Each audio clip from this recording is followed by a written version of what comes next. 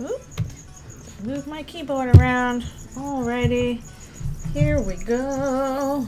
It's time for another art stream. Ugh. Do my stretches. Oh, and now I gotta remember what my heckin' things are. Hello, hello, thank you for coming. Screwed that up. We are doing a little bit different today in that we are doing backgrounds because next Eldritchrune comic is pretty heavy on the backgrounds, and for that I'm doing it in Storyboard Pro because they have better I can't talk. Better perspective tools, so it makes it easier and faster. Hello, thank you for coming. Like, just easier to do, like, a couple hotkeys and I can do really fast straight lines in this program, which is a big plus. Let's see. Hello, how am I? I'm doing okay. Probably can hear the crickets back there. I had a very busy day yesterday. And a very expensive one. There was also stuff I needed to do, so I'm glad I got it done. A lot of shopping! Yeah, this one's back in the light world, so we are doing... Oh, why did I do that wrong, apparently? So yeah, we are doing backgrounds for this. And the backgrounds for light world stuff are always very...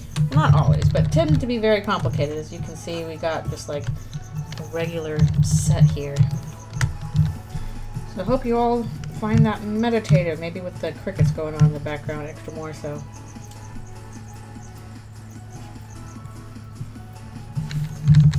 D.OGG.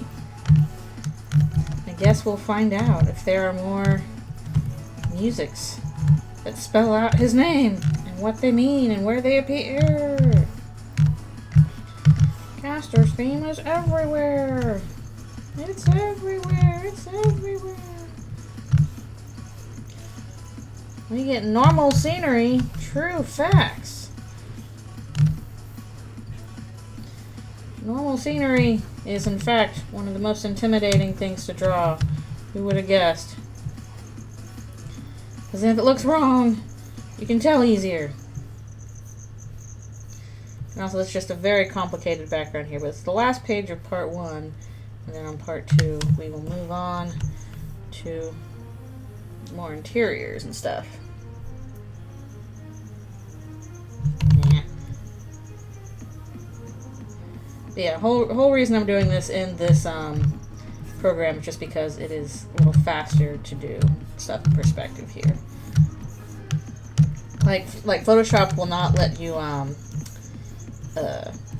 do straight lines in any direction. You can only do them horizontal or vertical. And it's nice to be able to basically hold shift and do whatever straight lines you can do here. Plus there's some other tools. Yes, this is the holidays place. You can tell because of the snowflakes everywhere. Hello, hello, thank you for coming. And I guess we'll also see how it looks in canon if we ever do get to see it. I feel like we should at some point. Seems like it. Yeah, we don't really know what he's up to in canon. That much is true. Could be a good guy, could be a bad guy, could be a very morally ambiguous guy. Yay! It's morning for me, because I got some stuff I want to do in the afternoon, so we're doing it in the morning right now. Dark and stormy. It is pretty rainy here. For some reason I didn't include the little things on the posts here. Could even be just a guy. Could be just a weird old guy. Could be a horrible ancient god, or could just be a weird guy. Or both. Will we ever find out? Maybe. Probably.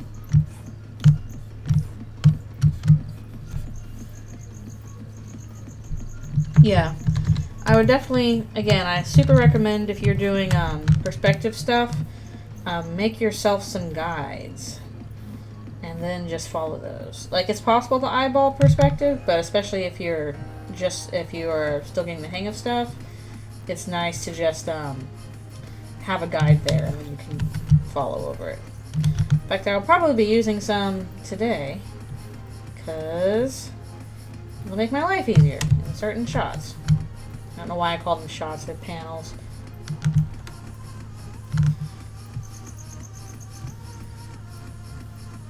They're panels, but I keep calling them shots.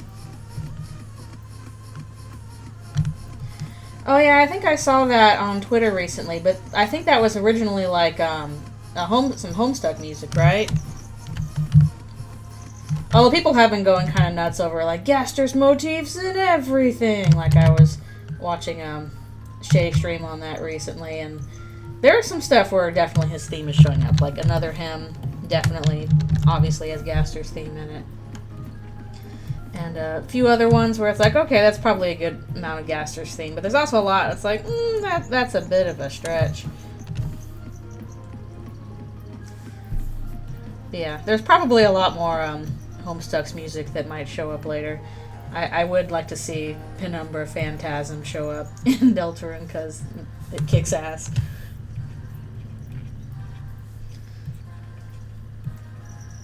Well, what's the one that actually kind of ended up on the soundtrack? It was like a Umbral Ultimatum, I think that one was.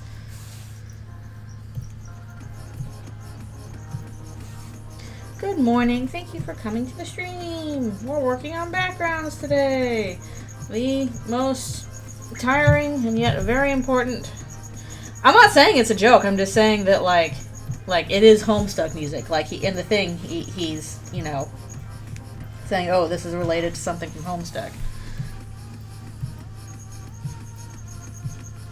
Because Toby worked on Homestuck. Like, literally, Megalovania was Vriska's song before it showed up with Sans. Before that, it was in the, Earthbound Halloween hack. Stuff gets reused over art. That is how art goes. Well, it's up to you what you'd like to write in for that.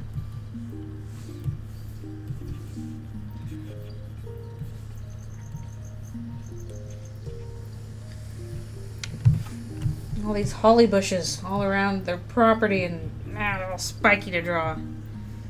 I mean, you can send it, but I'm not going to be able to click on it while I'm working, so I won't be able to see it. Sorry. I'm not going to stop the stream to listen to it.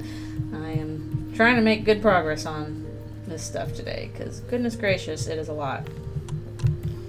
Who can forget Toby's epic "The Baby Is You"? Exactly. I think Toby kind of wants to forget it, though. Which, I can understand that feeling. But like, you make something, it's kind of a, shitpost, it's a joke, and then it just takes off way beyond, its intended audience, and you're like, oh boy, okay. But there's not much you can do about it, so you just kind of like, on I go. That said, I have listened to "The Baby Is You," and it is certainly an opera. That was thought to be the case, but no, not really. Like, it's kind of the same, ironically enough, it's the same thing of like, oh, Gaster's theme is here, here, and here. It's like, there's some motifs that kind of parallel, but not enough to be a one-to-one correlation. I've listened to both, the Sword and Shield song and "The Baby Is You." It's a little bit overlap. Not enough overlap for it to be like, oh, he just took "The Baby Is You" and redid that. I have not played Delta Traveler. It is on my list to play, but I wanted to wait until the game is done. Once the game is all done, like with Undertale Yellow, and I'll play that. And same with TS Underswap. I'm just going to wait for them to be done. Okay, I might do some... I don't think I'm gonna pull out the thing here like I did with the previous one, but we'll just do a little funky stuff going on here. Yoink. Just to try and keep these a little parallel to each other. So yes, they will happen eventually, but that'll be whenever they're finished. I want to play them all together when they're finished. So that might be a while from now, but that's okay. I have been avoiding spoilers on them. Like, I could recognize some characters from them, obviously. But, overall, I'm trying to avoid spoilers. I will not wait the entire time for Deltarune, obviously. I can't manage that. But I just wanted to wait, for those fan games in particular. But I am keeping track of how they're doing.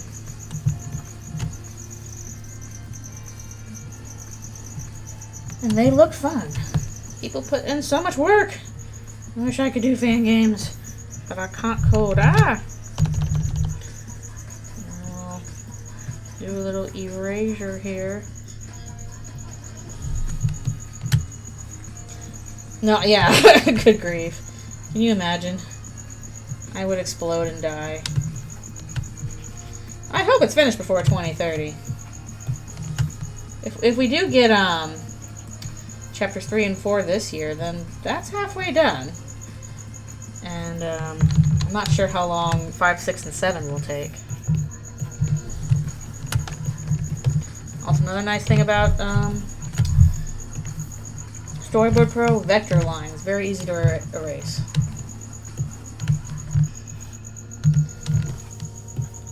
Do recommend.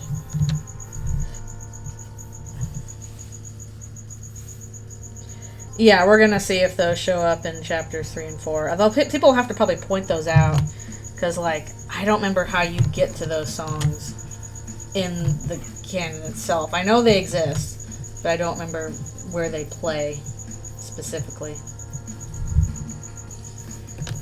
Yeah, Undertale Red and Yellow looks cute too.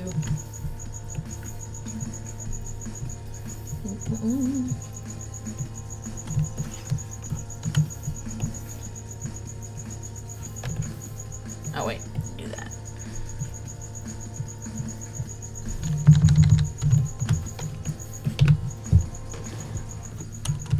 There we go.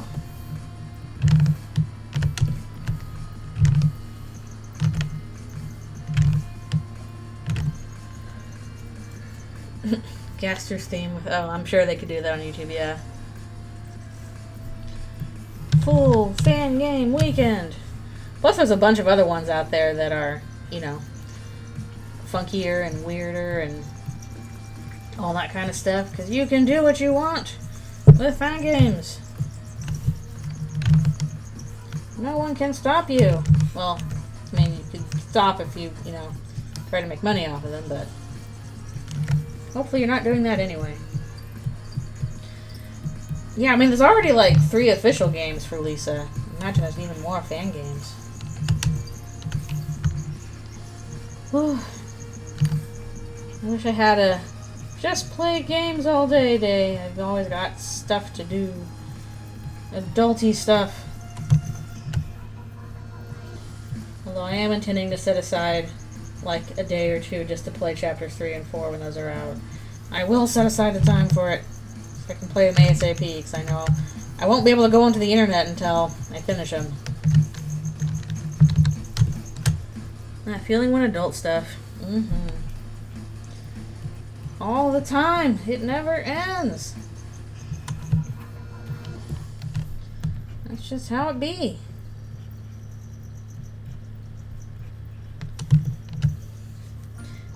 Okay, yeah, I'm sorry, I can't click on that right now. So I'll have to look at that later. We are chugging ahead on this very complicated background.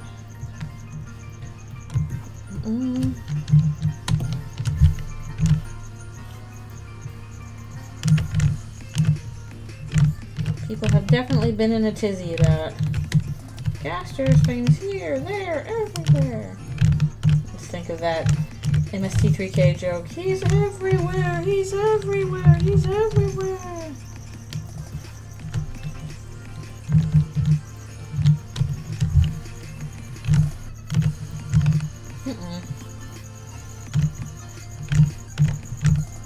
I need to get you block origin. Get me some of that.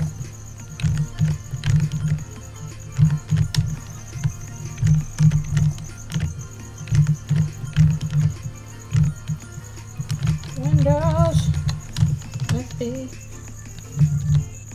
And it's kind of popping all over the place with this.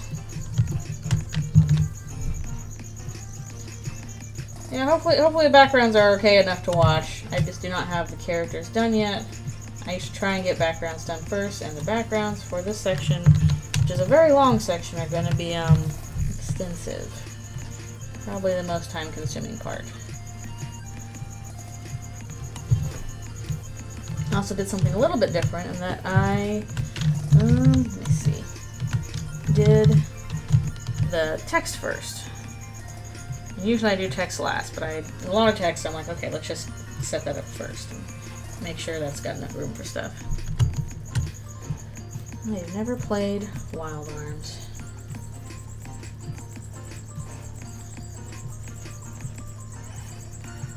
I got no times for big RPGs anymore. They sad. That's the true terror of adulting. No time for giant video games. Unless you set aside a lot of time for it.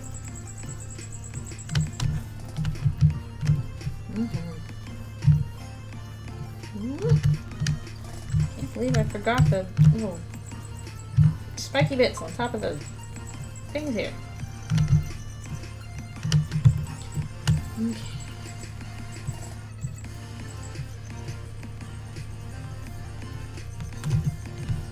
Easiest thing to draw for backgrounds. Trees and rocks. You can just do a lot of repeating shapes. Oh, we didn't get the holly bushes down here. Fine.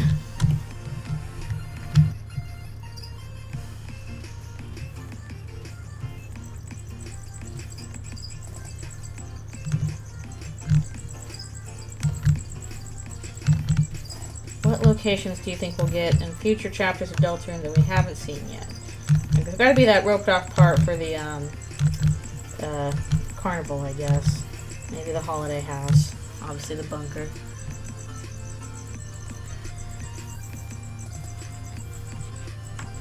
Yeah, I've never played Final Fantasy VII in any form. It's very sad. Not enough time.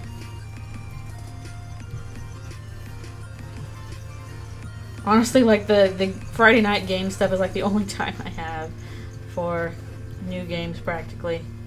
Because otherwise I'm working on stuff, or I do play Sky, because that's my big social game. And I'll do that a little bit every day. But otherwise, it's hard to find time. Song Silk, where is it? I thought it was out soon. You were talking about like it might be out soon. Maybe I was incorrect on that. I know people have been waiting for a very long time. But that's game development for you. It takes a while.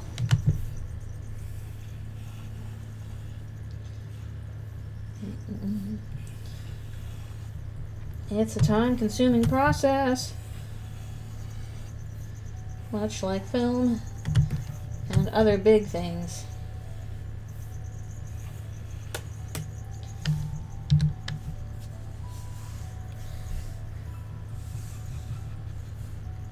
No, you just have to prioritize for whichever one you want to tackle first. Yeah, I'm hoping next chapters come out this fall. I feel like that's probably what's going to happen, since 3 is done and 4 is probably well underway. Let's see.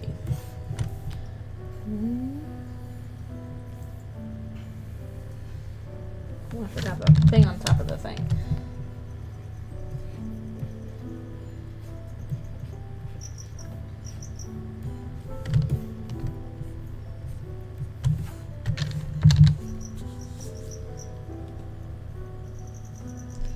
Oh, that's rough.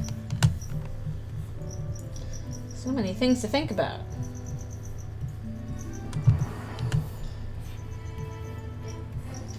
Especially if you're doing stuff for PC, like everybody's specs are a little bit different.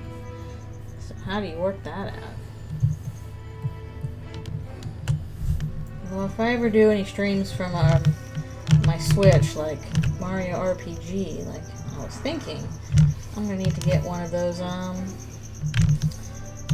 feel like I made the door wider last time. I probably should do that again. It doesn't quite look right, this narrow. Let's change that a bit. Another cool thing about Storyboard Pro, you can do that.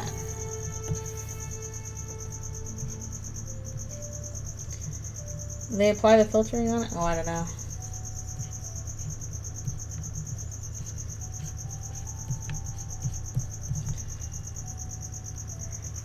I never played Legend of Mana. Or like Chrono Trigger, all those other classics. But also, like, I didn't really have consoles growing up. Parents were not very fond of them. So we literally, I think our first console we owned was a Nintendo 64 that my little brother got from another friend for his birthday. And that was when we were like, okay, you can have a console because, you know, I'm not going to throw out gifts from a friend or anything like that. But otherwise, we just had some PC games we played. So even though I should have been around for, like, you know, SNES era, Sega Genesis and all that, we didn't play that. And you don't have to buy me Chrono Trigger. I can afford that. It's just a matter of time, as always. Time is not on my side.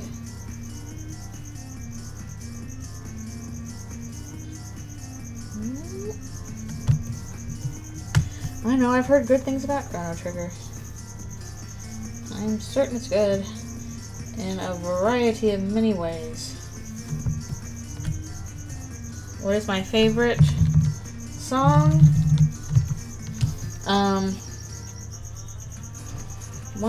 Probably one of my favorites from Undertale is Core. I really love Core.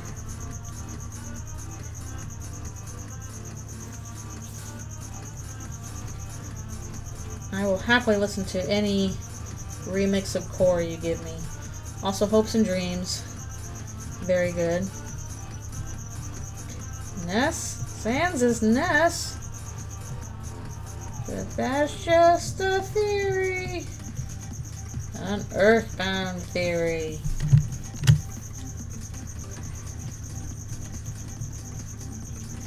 I know that whole thing came a bit of a meme. Sans is SNES? Exactly. Sans Simulator 2000. I'm already gonna try and play Mother 3 sometime since I played Earthbound finally. Oh, unofficial soundtrack? I don't know, there's like hundreds and hundreds of them out there. Thousands probably. That's a little harder to pick. And you're probably hearing a bunch of that just on my playlist right now. But, yeah. I don't know if I can pick one from the thousands and thousands of remixes and fan-made USTs out there. There's a lot. NES version. It's not even SNES. NES. That's true 8-bit. People are always like, oh, Deltarune is 8-bit. No, Deltarune is 16-bit. It's not 8-bit. It's not NES, it's SNES. Well, Penumbra Phantasm is, could be an official song because, like, you know, that's when it's some of Toby's Homestuck music.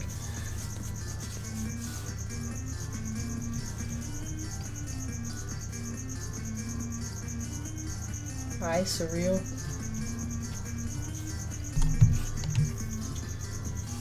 No, I hate 60 FPS. Bleh. Bleh. I don't want more FPSs. We can see at 30, fine. Hello, hello. I'm doing alright. Busy day yesterday.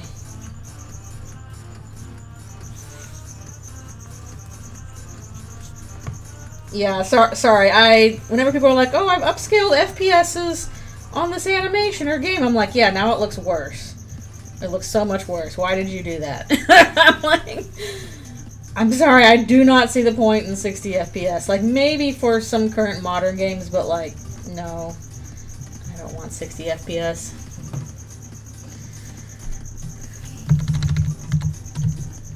If it's not designed for that, it's gonna look bad.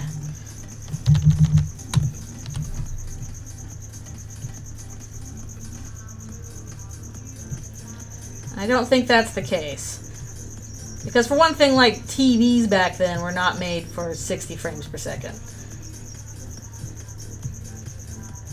Everything was at about 30 frames per second. Because that, like, they figured out that, like, okay, 30 FPS is, like, close enough to human vision that the illusion of movement works for it. So yeah, some games look good on 60 FPS. I don't think Deltarune would be one of them. And yeah, I also heard that like if you change FPS on like Deltarune, it starts creating bugs. Yeah.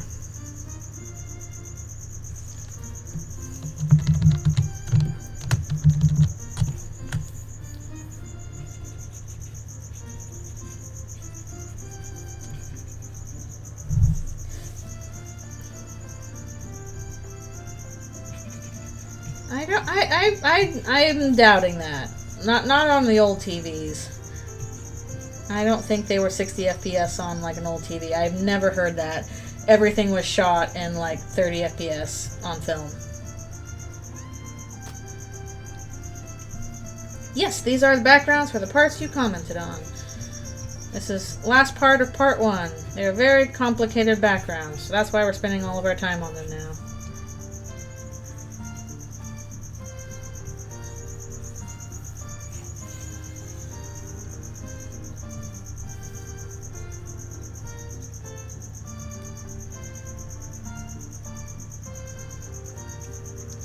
I am pretty darn certain things did not start in 60 FPS and then go lower. That's not really how the tech worked.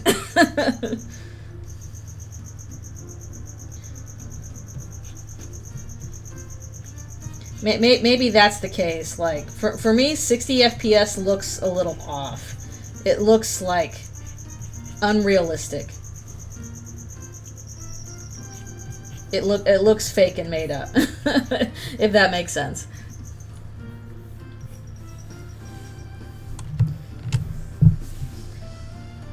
Also, especially back in the day, like, I still remember growing up with, like, cathode TVs, the really big TVs that, you know, really big in the back because they had the cathode ray in them. And they, I don't think they were doing no 60 FPS.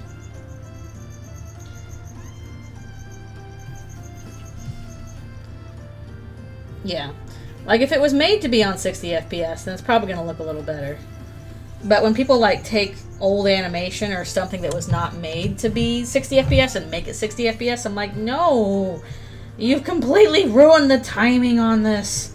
Why did you do that? Especially animation. 60 FPS animation looks so bad. I literally can't stand to watch it. I'm so sorry. But whenever people do that, I'm just like, oh, ew, gross, gross, gross. Yeah, Timmy's concept art is good. Also, hello, thank you for coming to the stream.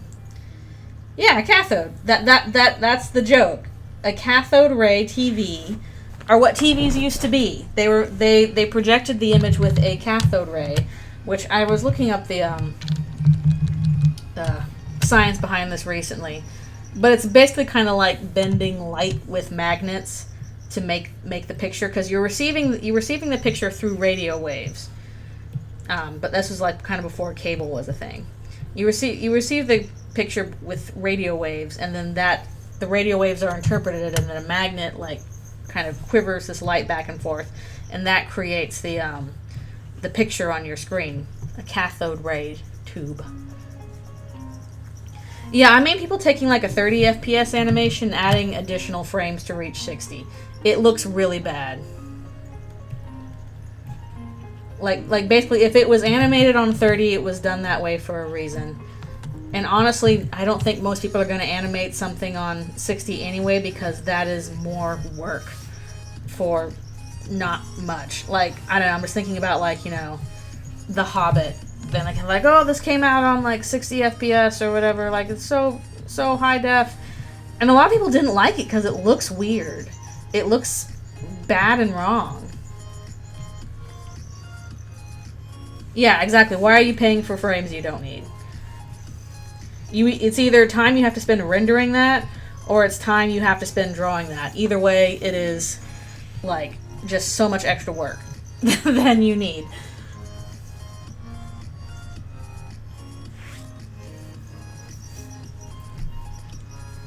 Yeah, just... Yeah, like, I don't know, I've seen people try and do 60 FPS in animation, and every time I'm like, it looks terrible. There's a reason that, because, especially with animation, like, the timing is very precise. You literally create, especially in 2D animation, you are writing down your timing with sheets. They used to do this with old animations, that you'd have these really long paper sheets. I worked with these a little bit, where you would literally write out what all your timing is for each action across the frames. It's very, very, very organized and set up. So just sticking extra frames in between all of them, it throws off all of your timing, and it looks weird and mushy and bad.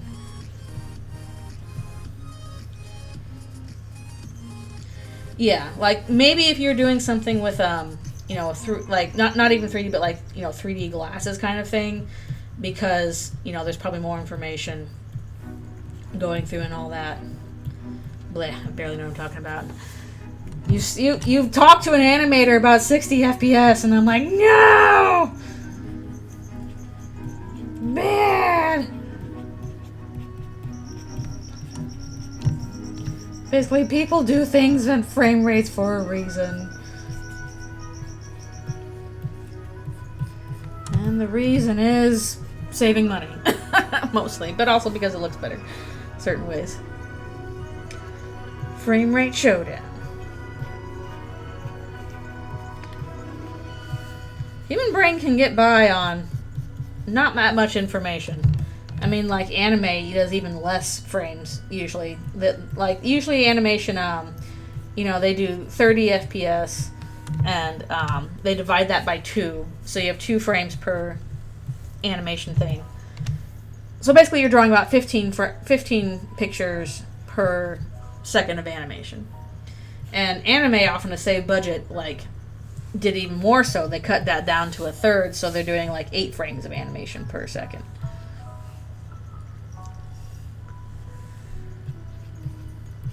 And especially because animation is time consuming, you want to basically use whatever shortcuts you can.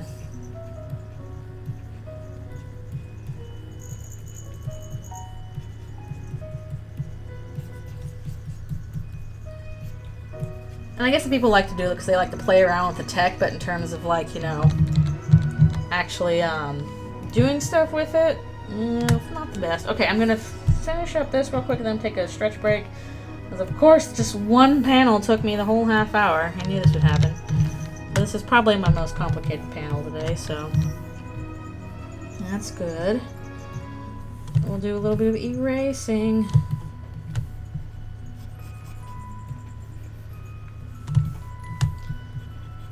A little bit of layering here. Yeah, if you are playing games that require a good amount of precision, then I can see how more frames is useful.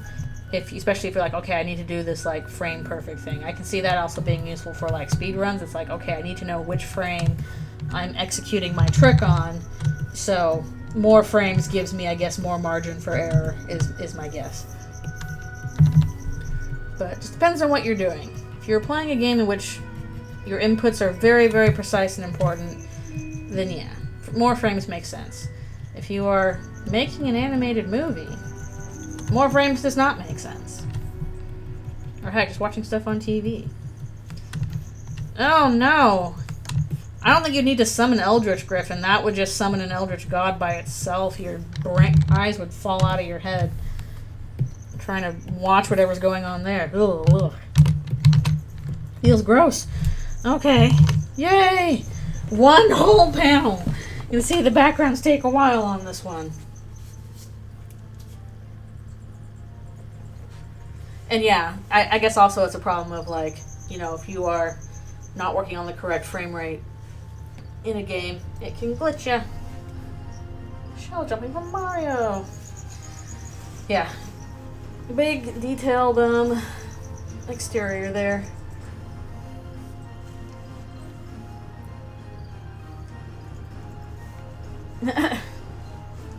No, that doesn't make sense. If you're bad at animating, more frames is bad. You have more chances to screw up. It means more in between frames.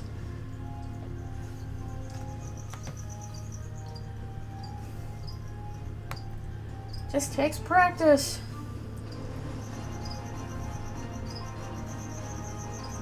I think I already drew Eldritchrune. Just big thing staring at little screen. Which is me all day, every day. Although I guess mostly staring at big screen. Alright, stretch. My neck. Ugh. Bought new sheets yesterday and they are so soft. It was so nice.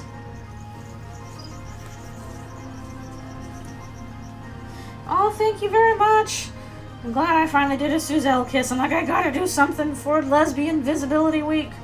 Quick, pull out the Suzelles. Gotta do it. I feel like the colors ended up kind of blindingly bright, but that's okay. They should get arcade carpet coloring. Oh, thank you. Can't go wrong with more Suzelles. Just need more and more ideas for them. Ow. Utena and Anthe. Very good choice. That's like the OG anime lesbians. I remember watching Utena with my friends back in college and my mind got blown. Will that be the canon ending? I hope so. I'm crossing my fingers. I'll be right back for one more stretch. We'll find out.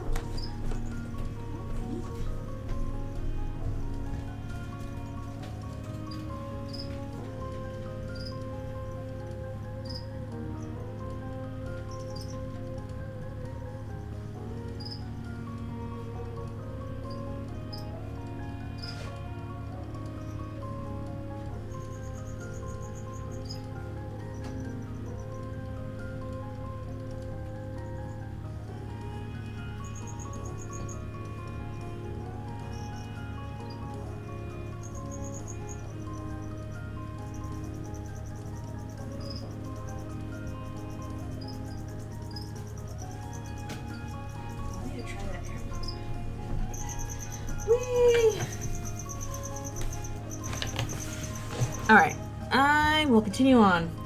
And honestly, my guess is no, the player will not be able to influence that. It's kind of a major plot point that the player cannot influence Susie. At least cannot control her directly. So, I never quite get the arguments of like, oh, we're forcing the couple together. You know, it's against the themes of the game. It's like, no, you're not. It is kind of a major plot point that we can't control Susie. She is doing all this, you know, stuff on her own. Alright, let's go on to the next one. That said, I do think it will be canon just because I think that's how Toby rolls in this case. I might be wrong, but that's the vibe I'm getting right now. Yeah, see, there's rough stuff coming for Susie as it is. And I think one of the rough things is going to be, one, her figuring out, oh, Chris has been possessed this whole time. And two, her realization that the Darkners are objects, I think is going to be really, really hard on her. And I don't know how she's going to deal with that. And I think her reaction to that and what she says to do about that is going to be kind of an important thing. I mean, we can manipulate characters and scenarios like with Chris, like we do in the Snowgrave route. But like, it's kind of an important thing of like, you know, even during the Ferris wheel scene, those choices you get are an illusion. You can't actually control what Susie says in those parts. She answers, how she wants to, about the same either way. So basically, that whole Suzelle scene happens without our input. Our only choice is whether or not we get to observe it.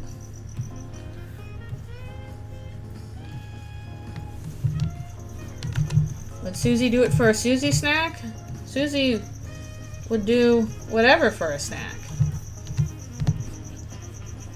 Mostly just take the snack from you and get it herself. We shall see eventually. Yeah. Sorry, I get a little bit like about we're forcing Susie and Noelle to be together because of the story. It's like, we're not, though. They're doing that on their own. we are changing how things are with Chris, because we're the one controlling Chris.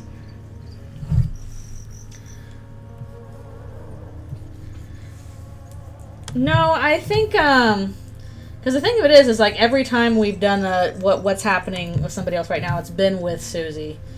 And I have a thought on how that will go in Chapter 3, but that's very contingent on some other things happening. It might be a little bit weird. So we'll see if that happens or not, if I'm correct at all.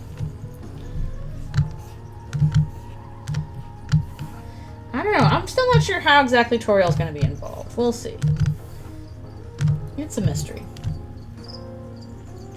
Yeah, Chris has done some things without our input. That is true. But a lot of the times, we are having them say and do certain things.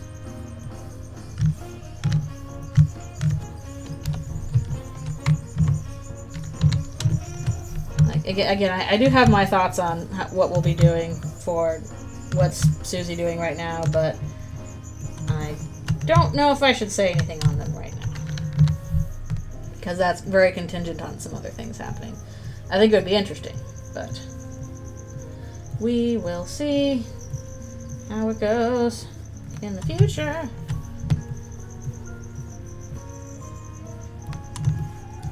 But so far it seems like all of the let's focus on somebody else scenes have been about what Susie's doing. And I feel like that pattern will probably keep up. Well, there's pretty good references for outside of the church. Just gotta look at the sprite. And then extrapolate off of that. We're at 15? Okay. We got what size pin I have here.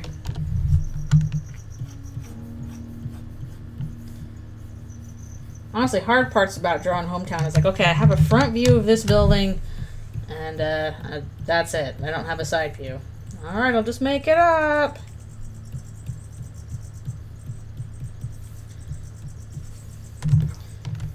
I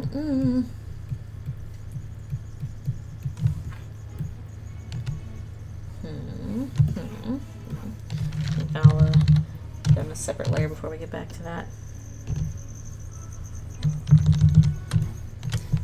Yeah, well, the thing that bothers me about some of the sprite stuff for backgrounds in canon is, like, sometimes they're just wrong. Like, why is there light filtering through the windows in the back of the school? There shouldn't be windows there. Why is the doorknob on the wrong side of the door from the Dreamer house? Ah! This is an Eldritchrune thing, yes. We are back in the light world next time.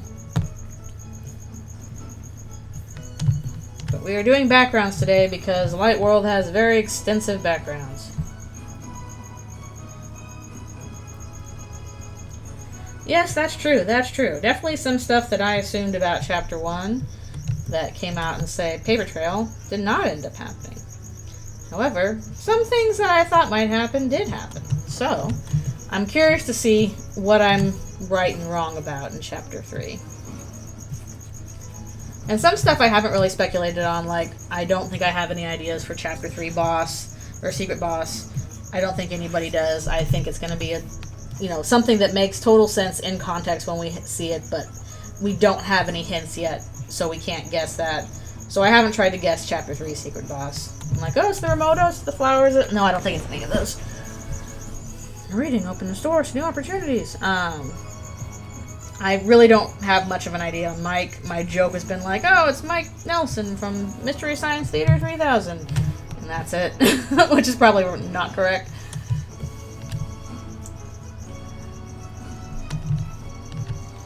Why does the library gain a door between Chapter 1 and Chapter 2? Indeed.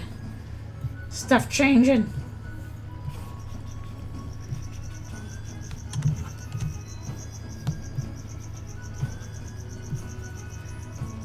Reading opens doors to new dark worlds. And it wasn't even a book-themed dark world, it was a computer-themed dark world.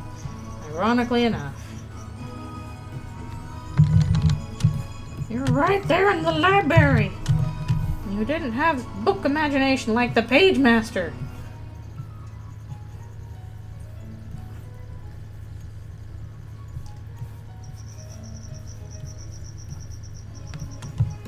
But yeah, I have thoughts on this Chapter 3 stuff. And we will see if they are correct or not. I'll probably, I'm kind of wondering if I should make like a bingo card or something. And see if I get any bingo. Anything change in Chapters 1 and 2, you mean? Or you mean just in the game in general? I mean, obviously we're going to be paying for it next time, which is totally fine. Page Master did go hard. Even if... I'm not quite sure if I liked how they depicted Macaulay Culkin. He had like he had lips. Animated lips. Why the hell was something in ancient China? I don't know. Okay, I need to do this on separate layer. Because...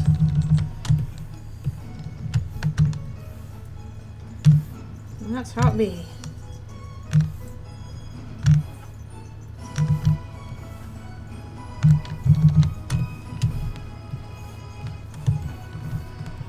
Like, I feel like my thoughts on Chapter 3 are a little bit reductive at times. People are like, oh, it's going to be the whole Dreamer house. I'm like, no, it's just going to be the TV.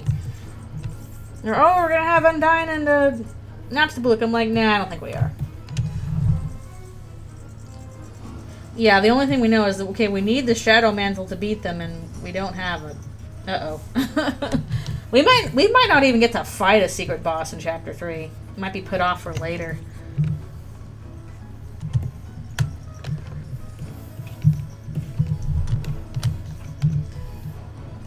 Oh, did I accidentally? No, I didn't. Okay, I thought something there. Put Undyne in your bingo card. I would not put Undyne in my bingo card. I don't think we're gonna see Undyne. Sorry. Honestly, because I'm kind of suspicious about the fact that, like, Toriel calls the police, and then they never show up. Like, she's like, oh, thank you, you're gonna be on the way. They don't show up, she just falls asleep waiting for them.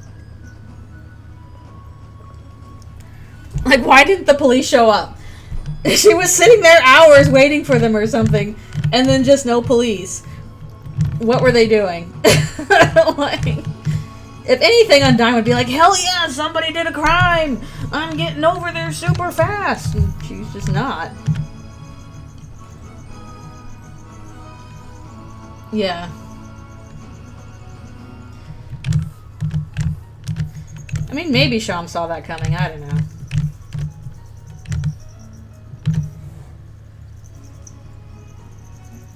It might make sense for her to show up to be like, you know... oh, you know, like Chris is trying to prove to her that the Dark Worlds exist and all that kind of stuff. But I don't think it's going to work. I think if any adults show up, they're going to write the Dark World off as a dream. Like everybody else pretty much almost does if they don't spend enough time there. Like Susie, he was even like, was that a dream? Wait, no, it was real.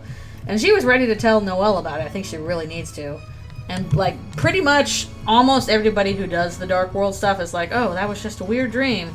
So I don't think any adults that are going to show up are going to be like, whoa, that was real. I think they're going to write it off. Maybe by the end, if, you know, I don't know, the roaring is going on, then they'll be like, wait, that was real the whole time. But I don't think after chapter 3 the adults are going to be like, whoa, I can't believe there's this dark world there. Unless they're going to play with the whole thing of like, oh, the adults also did the dark world when they were young. You know, generational thing, which could be interesting, but I kind of doubt it'll go that direction.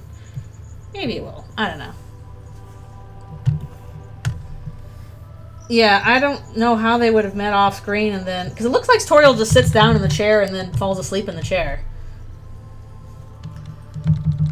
Yeah, like... I think something people don't quite realize is, like... Susie seems really protective over the dark world and doesn't want other people to know about it. Her one exception is like, oh, I should probably tell Noelle about it. It's kind of sucks she doesn't know. She doesn't really care about Birdley knowing about it. And honestly, if, like, Toriel showed up there, she'd be like... No, I'm not going to tell her it's real.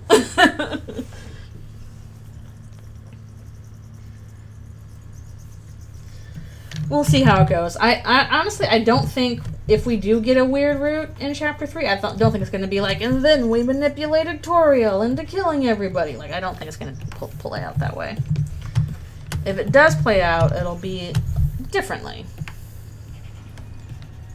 But I wouldn't be surprised if Weird Root is only something we can do with Noelle just because of how Noelle is. But we'll see.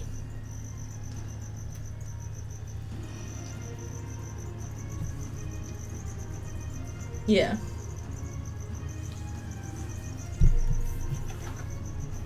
Got all my stuff on a separate layer. There we go. Okay. Yay! Backgrounds are done on this one, I think. Huzzah! We're on to a new location, which I need to do some perspective stuff.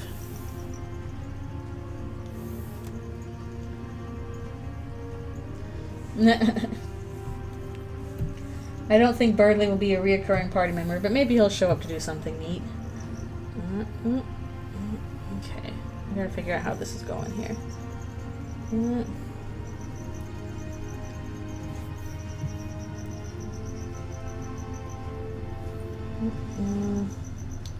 Where am I putting this? Okay, I guess putting it right there should work okay. I feel like it'll be a pretty good character development chapter because pretty much what am I doing? That's what I'm doing. One thing I find interesting is that how they said Toby said chapter 3 is not a very big story chapter. That it's kind of more about just, you know, we're gonna try some weird things, see what happens. And that'll be fun. But it also says to me that, like, you know, Chris is not the knight. Because, like, if, you know, big reveal, Chris made this fountain, Chris is the knight. Why is suddenly then the next Dark World we go to, like, different from the rest and not story relevant? Especially since they're kind of making this point that, like, oh, hey, you know, whoever makes these fountains kind of shapes the world. And so if Chris made this fountain and the world is kind of shaped to not have much narrative point, but, you know, is just for kind of having fun in, then that's a little bit different. Oh, Papyrus. I don't think Papyrus is the knight either. Sorry. But I hope we see him at some point. Please show us some Papyrus. We don't even know what the Shadow Mantle is. What is it? Is it the thing King was wearing that just flew away randomly by itself? Because it can do that? Caveman. Odd choice. He has been an annoying goofus. But he's our annoying goofus.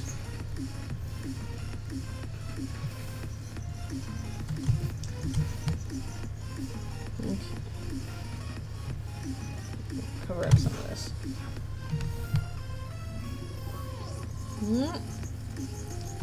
Anyways, that's also why I'm using a... Whoop, sorry. I forgot about this apparently. No! Come on! Try to make it go straight. Perspective tools here are much better anyway. Shadow Man has all those misplaced floating pixels. Oh no, I'll have to go back and get them all. No. That's what those were for.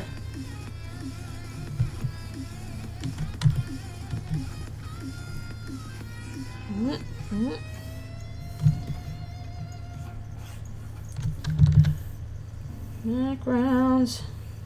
Why do you take so long? Make me sing this song.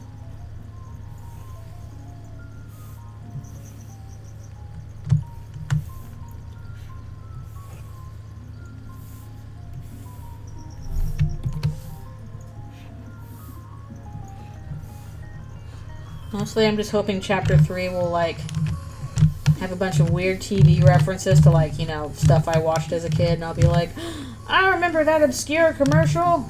The memories are all flooding back now.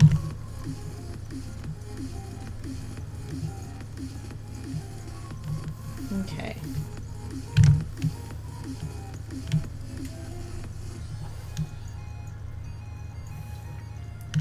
No, let's do this instead. I'm going to have to do a bunch of changes to this. Erasure.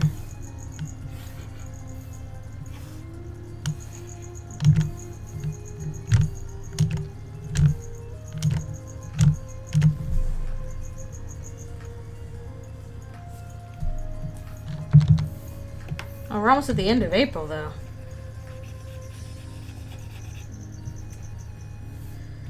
Also, is this like a monthly prompt challenge?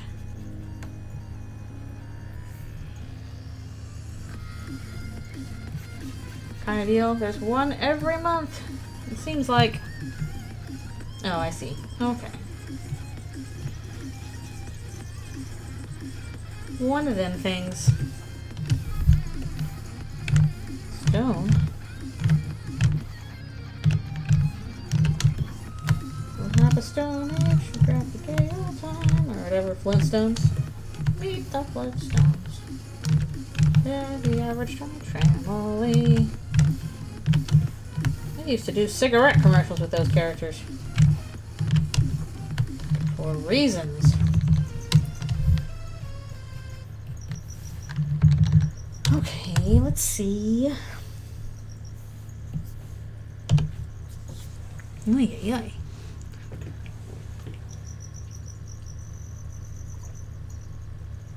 These are the backgrounds that take forever. As they go on and such.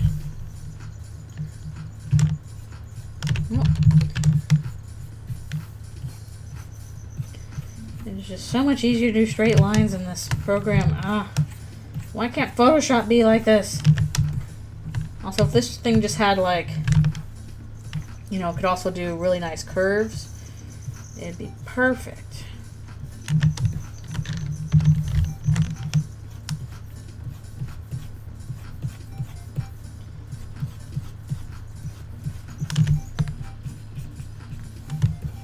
This is Storyboard Pro. This is what I typically use for work.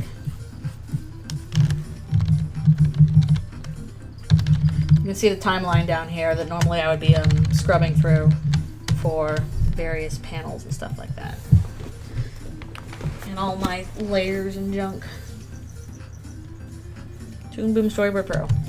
I used to use Sketchbook Pro, but it kind of stopped working when I moved computer, so I'm like, well, never mind about that then. And I already have this, so might as well use it. It is extremely useful. Yes, take a little stretch.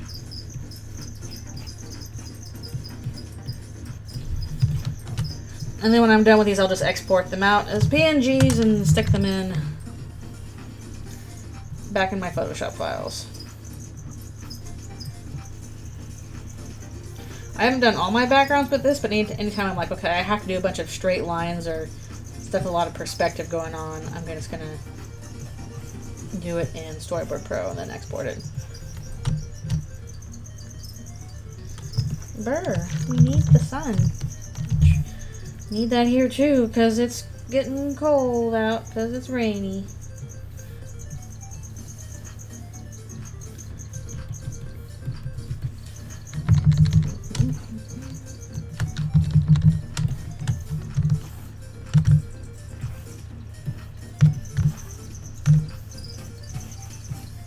That's the reason why this stuff always takes so long, is because I'm like, well, in order for it to be a proper background, I have to populate it with a bunch of stuff.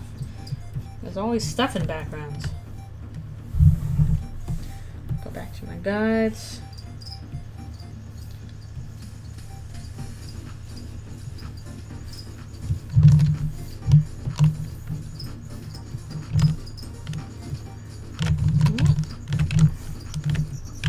Backgrounds seem to be busy.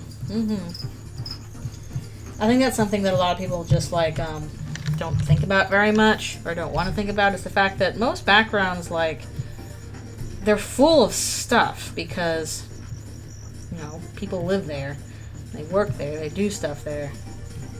So you need to have stuff in the background, not just an empty space. But then you gotta draw all that stuff, and that is time consuming. Most people don't want to do that, understandably. I'm not doing everything out here, for example. Because tutorial's in the door here.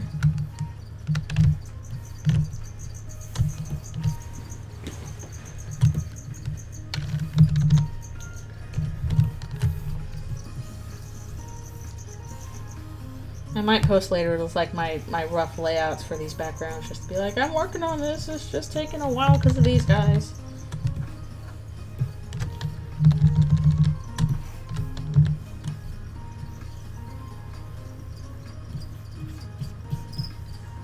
Got these weird little wind chime things or whatever here.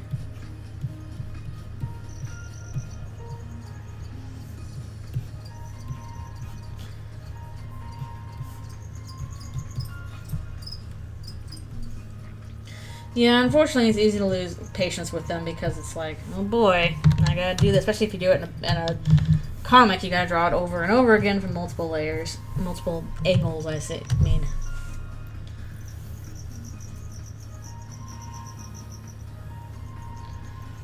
Well, that's a chance to decorate it. This is also why rocks and trees are best backgrounds, because it's like, yay! This is the stuff that populates the area, and also it's easy to draw. Yay!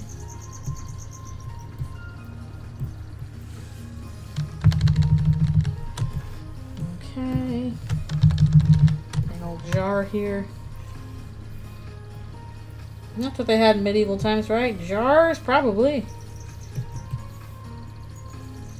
Can't go wrong with jars.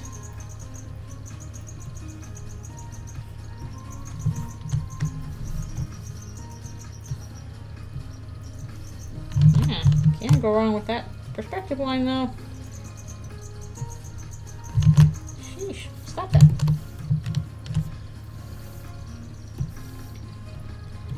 We'll see what happens with Father Alvin in canon. I'm sure there's secrets. He's hiding. Secrety secrets.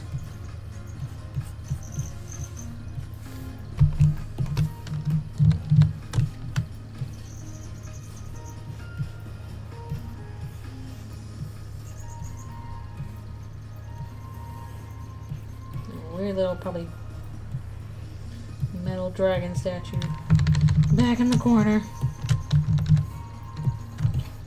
Get all that. Yeah. Okay, these are on 2 separate layers.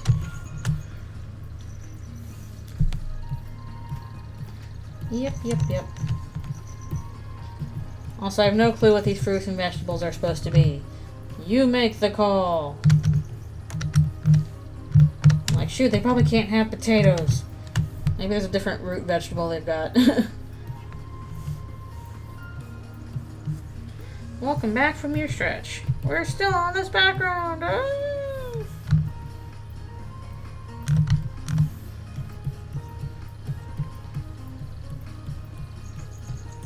Yeah, this is Sansa's shop. So basically an interpretation of the grocery store area.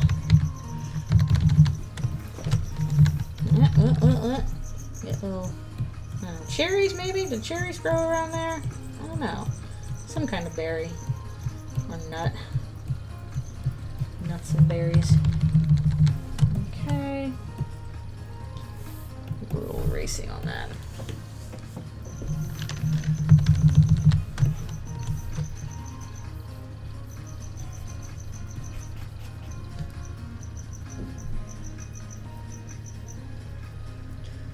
not dot hacked. No. Gasp. And... is there anything else we're missing here? Oh, right over here. Fine. I always miss, like, places where the backgrounds overlap together. And I forgot to erase it.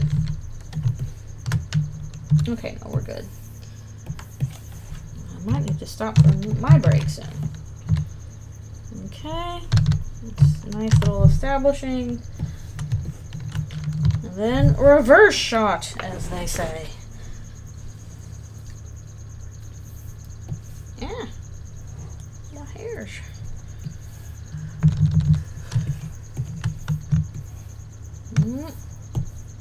Okay, 15's fine.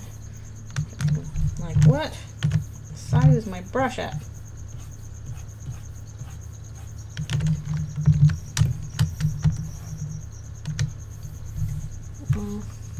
Music, did you stop for a reason? Where did you go? Still loading. Come on. Come on. I'll reload you. Usually this has... There we go. There we go. Yeah, I lost track of where it was. Okay.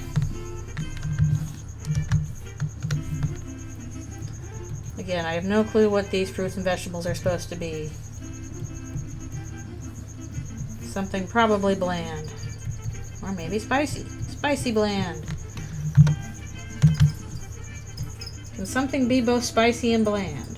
That's the question. They shouldn't be potatoes. Potatoes didn't exist in medieval Europe.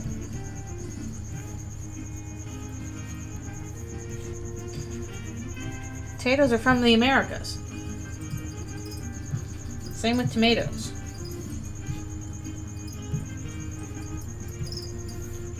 But everybody's so used to having potatoes, everybody's like, oh, what do you mean there are no potatoes? Swedes? I'm thinking the person. I imagine this has got to be something else.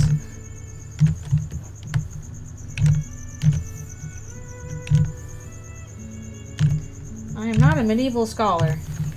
I do not know what kinds of foods they had or did not have. All I know is that potatoes are from the Americas, so they did not have potatoes. Vegetable? Maybe. I've never had a Swede before. What kind of vegetable is that? Beetroot. That sounds right. Yeah, they probably had some kind of beetroot.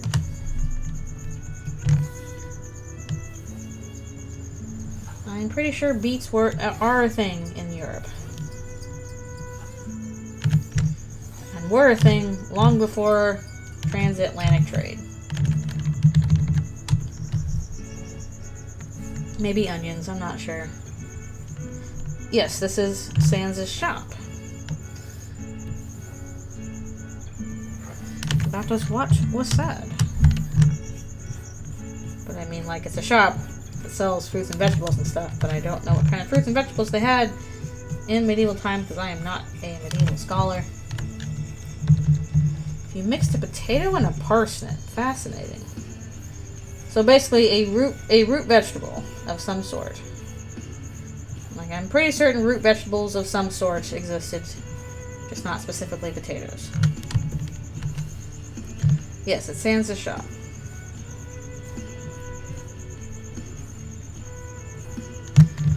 That is where we are now. We have switched locations to a new area. Which thankfully will probably go a little bit faster than the last one. One can hope, anyway. Okay, we will get to... Let's do this, actually. Up here. Then we'll do the things up top.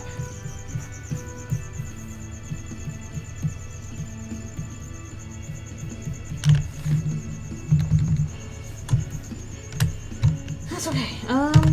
Alright, it is time for me to do another stretch. Maybe get my orange juice. I forgot to get it yesterday. And I was out busy doing shopping and stuff. The first stretch. Stretch, very important.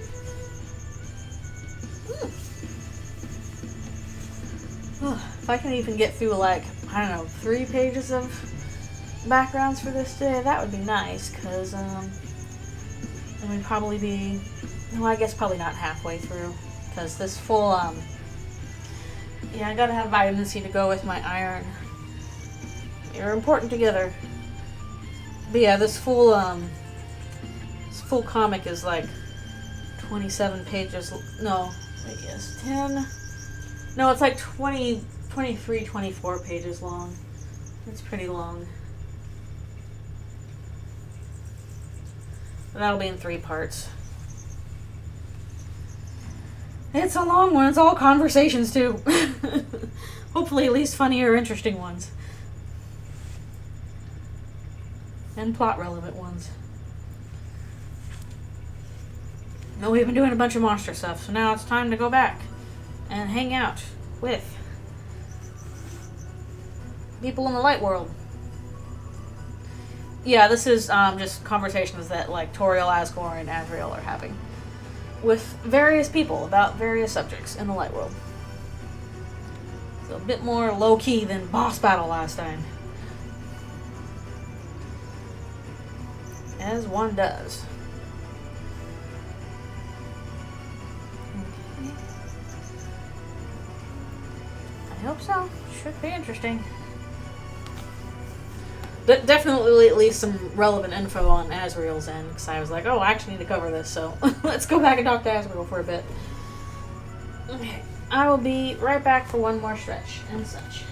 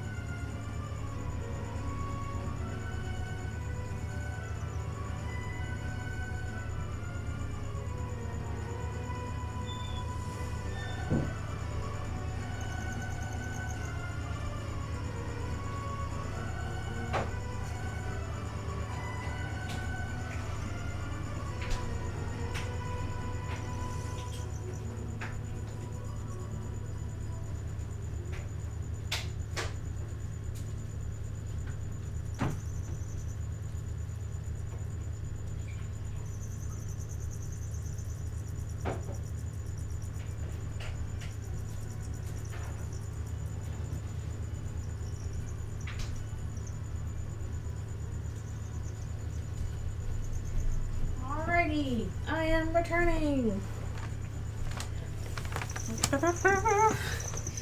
We're back to it. And I have orange juice.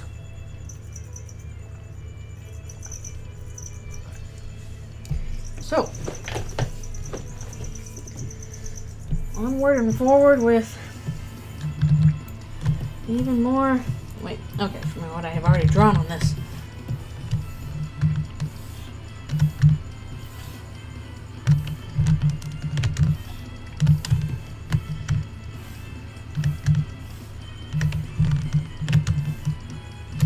More on this background. Yeah, this is just sorry. So much easier to do this and then in Photoshop, because Photoshop does not have this nice ability to. Probably can hear me tapping away at the shift key here. Nice ability to do straight lines wherever.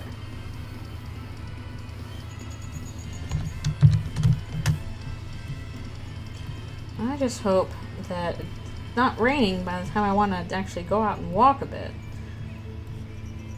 Because then that's not very fun.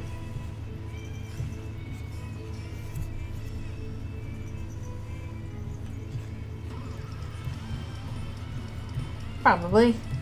And again, there's always this sprite. Although I feel like it's not very clear in his sprite that, like, he has pink hair. Like, at first I was always like, what is that pink thing on top of his head? Is it like a bonnet or something? I'm like, oh, it's his hair.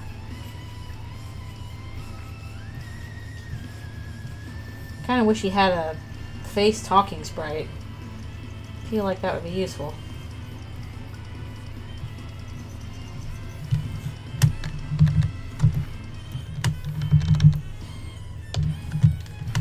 And also just like, he's wearing, he has a shell over his robe somehow? Is the shell removable? Does the robes go under or around the shell? How does it work?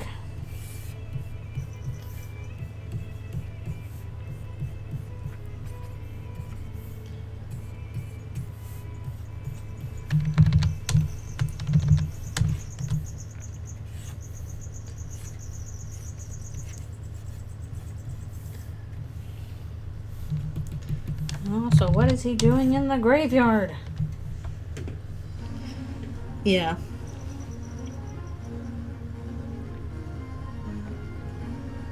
He does have that big turtle nose. Big turtle. Actually, I kind of wonder if we'll be seeing Mrs. Boom next time, since Birdley brought her up. I was like, oh, I'm late for my shift with Miss Boom.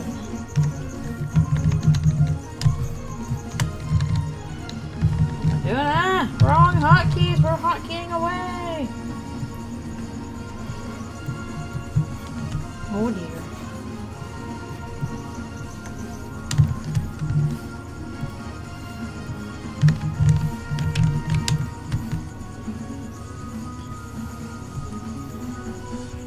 More jars. What's in the jars? You'll never know.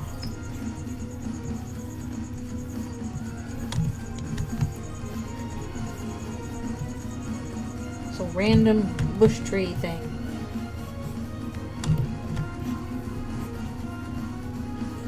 Chris is not in the jar, no. They are in the dark world right now. They are not in a jar.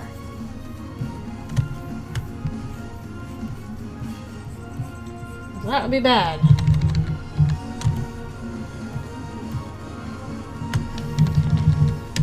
Get this guy.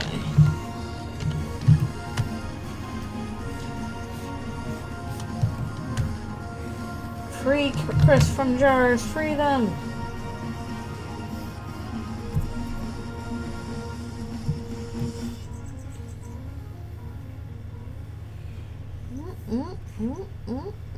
Okay.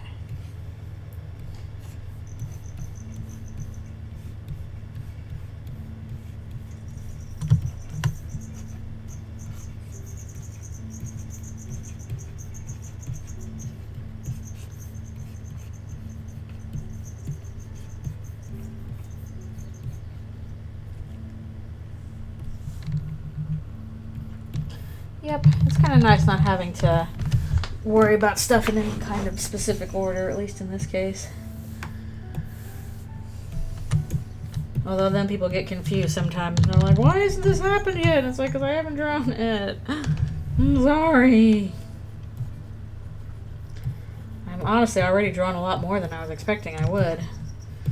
And I probably should, like, I don't know, do a Tumblr post about this, but I really got to figure out how I want to tackle Eldritchrune's ending, in terms of, like, drawing it and posting it. Because, like, people have asked about ending enough. I'm like, okay, I really should just draw the ending. The problem is the ending is really long.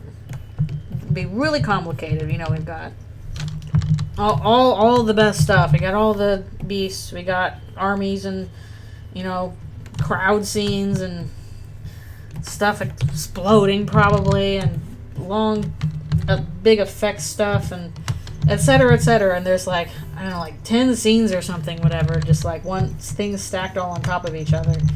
So this is something that's going to take an extremely long time to draw. So I'm like, knowing that, should I, you know, try and pick at this a little bit at a time and then post it sometime in the future? Should I write some and then draw some? Even though I don't know if that would work very well with what I'm doing. Should I let people join in on that for, yeah, I don't know. I'm just trying to figure out what would be the best way to approach that.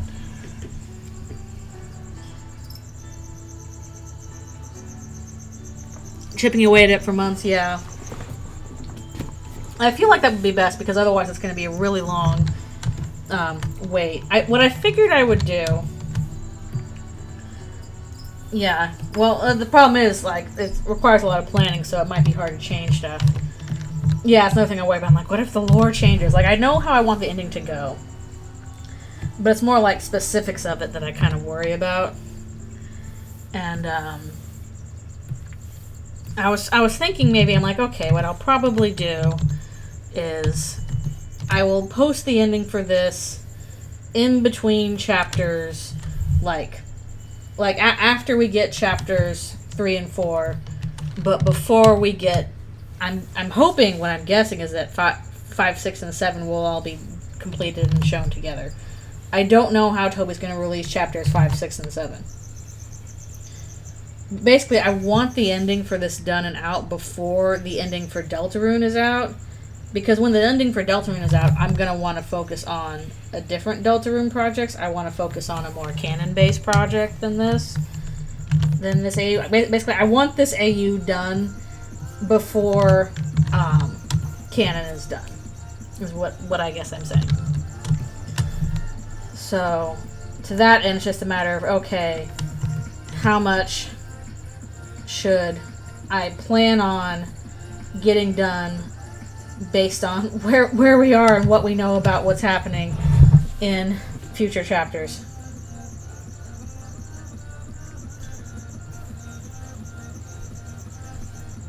Because I'm quite positive this will divest quite a lot from whatever we do in canon. Yeah, I don't know if I can keep going 4 or 5 years. I don't think that'll work. It's just a matter of, okay, when and how do I draw... Oops, I just realized that's wrong. When and how do I draw the ending in comparison to whatever is going to be going on with canon? Eldritchrune 2! Electric Boogaloo! No! It was personal in the first one! Where else do we have to go? It was already personal. That's Chris's whole problem. It's personal.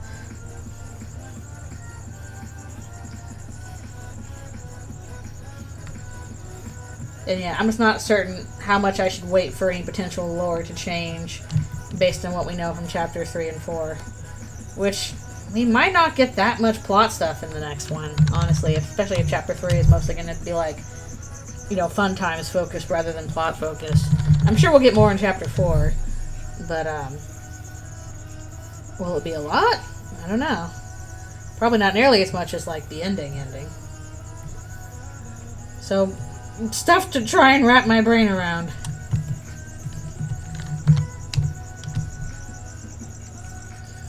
It's never enough. It's hard to have your references.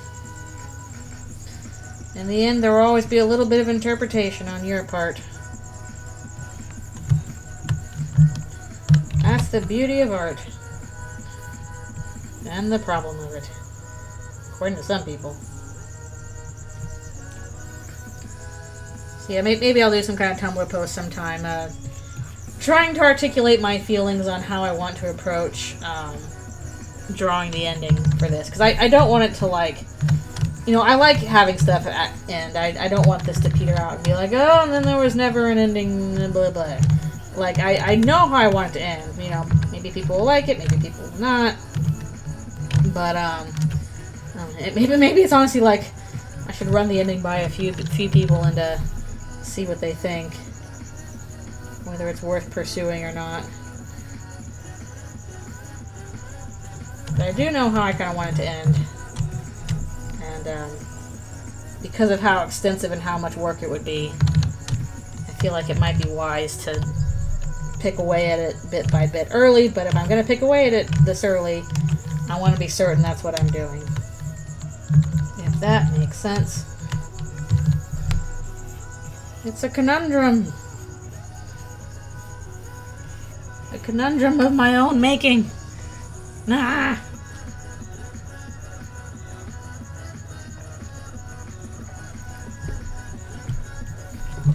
Unlike you, orange juice, a deliciousness of somebody else's making.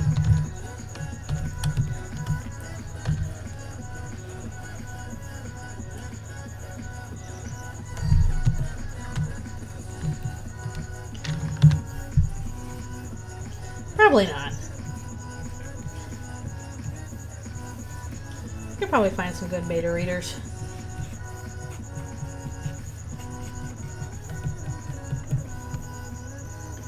Yeah, I mainly worry about, like, some details changing if I'm like, oh, I want to do this thing in chapter, 3 or 4 now that we know that that's out, but probably not. I'm guessing the ending will probably be the same and will be very different from canon, quite obviously. Which is all well and good. This is for fun stuff while we're waiting for more canon anyway.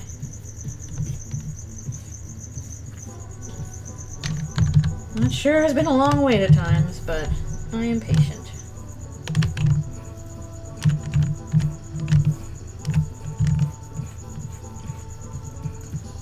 Is there a... Yeah. Oh, I should have done this on a separate layer. Oh, my things are going to be off. Oh, well. It's fine.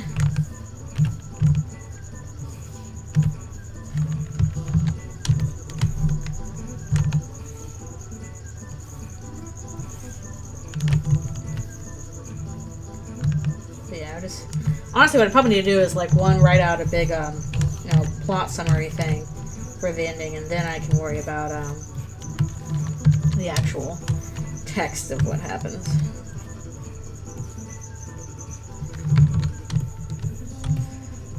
Big blanket thingy. And even that's time-consuming.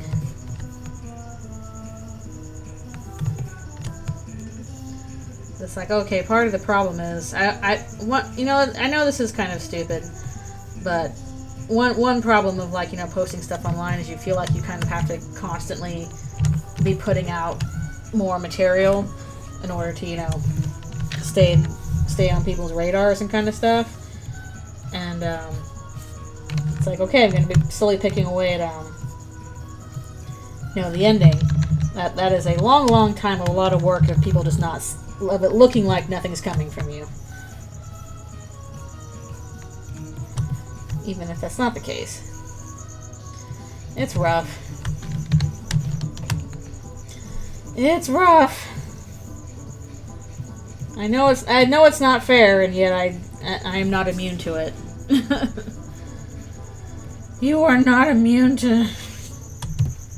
I don't know if you'd call this propaganda or not. I'm not immune to whatever the internet did to quote-unquote content creation.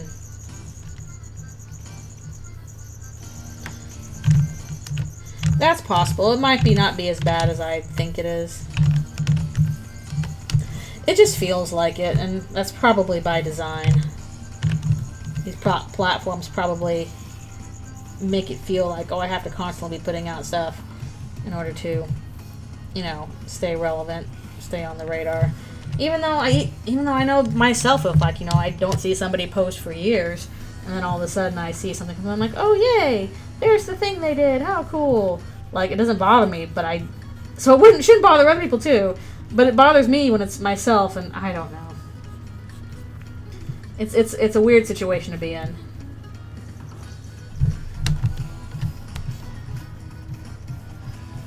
It's especially hard when you got, you know, real life stuff. I'm like, oh, I gotta do my job and take care of my adult stuff, and I really should socialize more with my friends, and etc., etc. I feel like I keep messing up there. Tumblr feels a little bit different than other platforms for sure. I honestly I prefer it to like Twitter and stuff like that. Mostly because I feel like Tumblr is nicely more interactive. I like being able to, you know, answer asks by people. That's a really nice thing. And I like that you can do more long form stuff, whereas like a lot of platforms like Twitter and Blue Sky or whatever, etc., kind of encourage more one-off, you know, quippy, pithy, sort of highly shareable stuff, as opposed to like, you know, a long-running series. Yeah, exactly. I'm like, I gotta be putting out something. I gotta put out some sketches. And yeah, like at least with Tumblr, like you can have old posts that have been circulating for a really long time.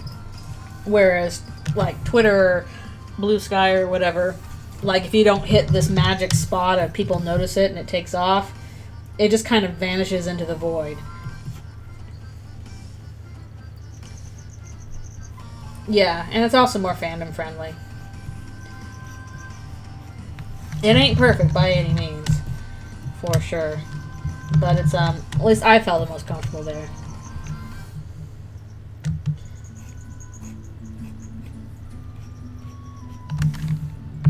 Yeah, again, not perfect, but better, I think, than, quite a number of places.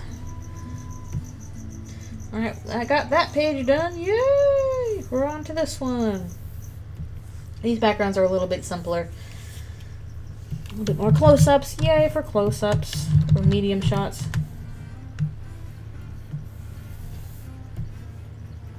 And yeah, like I just prefer the culture of it.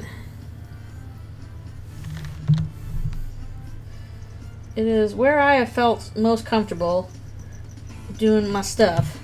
So I will be sad if I have to jump platforms again. I do have a pillow for it, which I guess is kind of like Tumblr. The problem is I end up never posting there because there's just not as much audience there as there is on Tumblr still. So I keep forgetting I have it. I probably should post a few things there. Like, I really haven't posted any Eldritchrune stuff there because the Eldritchrune stuff started because of asks on Tumblr.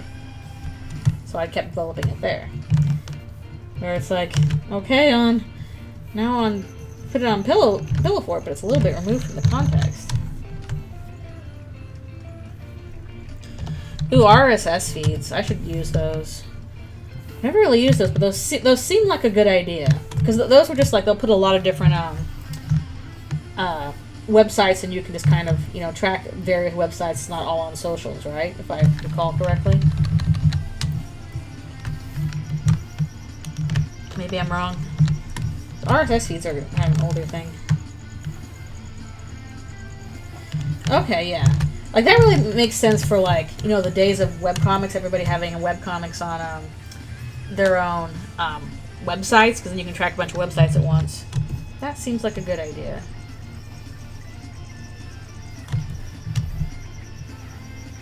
But nowadays, you're expected to do all your webcomics on a platform like, you know, Tumblr or Webtoon, I think, is where they want that, or Gumroad, and etc. But then they found out, oh, Webtoon, they were just doing IP farming, so that sucks. Oh, that's neat. It's just a protocol thing. Interesting. I might have to look into that more.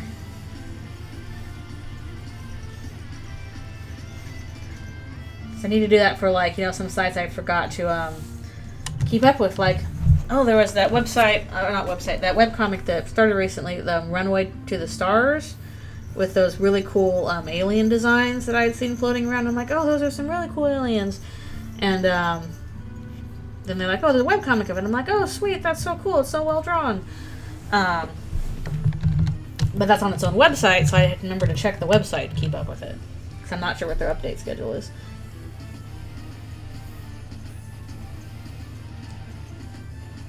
Yeah, that sucks about Webtoon. Like, they were just being crappy to people. It's always happens with websites, the shittification of them.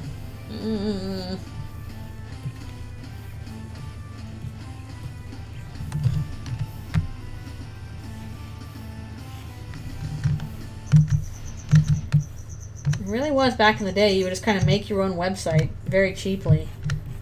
And people would have web rings for them. But nowadays it's kind of expected to have social media stuff because that's where audience is, and you want to be where there's audience. But then you're subject to the whims of whatever the heck's going on with that platform, and usually it's no good. Yeah, just really bad treatment of creators.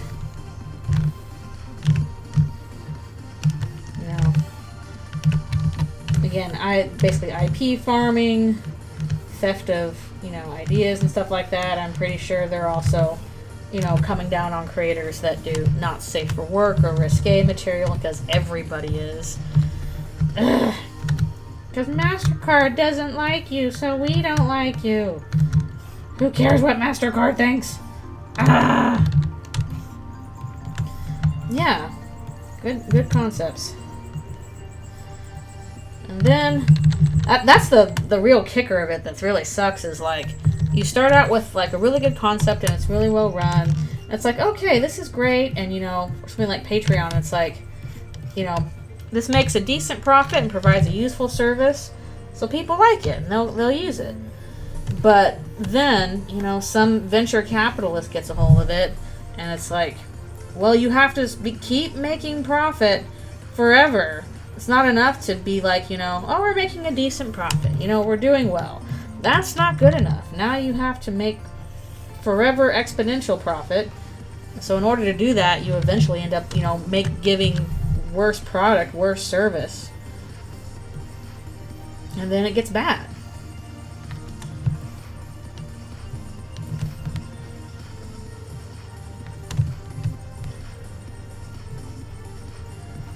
Yeah, it's like, what do you as a reader do? It's useful having all this, you know, one place to get webcomics and stuff like that. If you want to see them. Alright, so I think this part's blocked by text, so we won't worry too much about it. And it also really sucks because, like, if you are, you know, a creator of any type, and then your platform just goes, you know, completely kaput, you've spent all this time, you know, building up a following there. It could be over years. And then all of a sudden, it's like all that work's down the drain. What are you supposed to do? That's why I will be really legit upset if Tumblr explodes or whatever. Because I've spent so much time building up an audience. Like, I'm like, what am I supposed to do with that?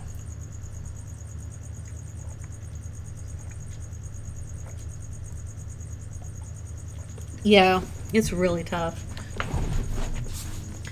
And again, not helped by, it's like, okay, if you are making really good content or whatever you're doing, then you're probably going to need money to help fund that, because that kind of stuff takes time. But then you are now at the whims of people who handle payment. So if you do any kind of content that, you know, is a little risque or not safe for work, regardless of if, you know, you're going through all the right steps and, you know, keeping it safe for kids and etc. But if, you know, some payment person decides, nope, we can't have that, then, like, you're SOL. So it's like, where are you supposed to do that then? And also, you know, pay for it. I'm gonna pull you down a little bit here. Yeah, it's so much worse. People are like, oh, you know, you can just do stuff, you know, for not safe for work, and that's a good way to make money. Yeah, it's a good way to make money if, you know, you're on a platform that doesn't know you're doing that. Otherwise, you pretty much have to hide that's what you're doing.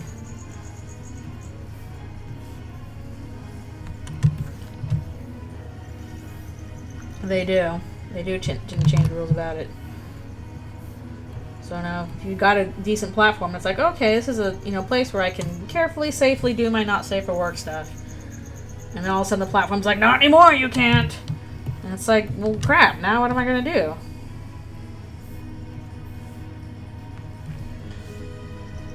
Yeah, it's really frustrating.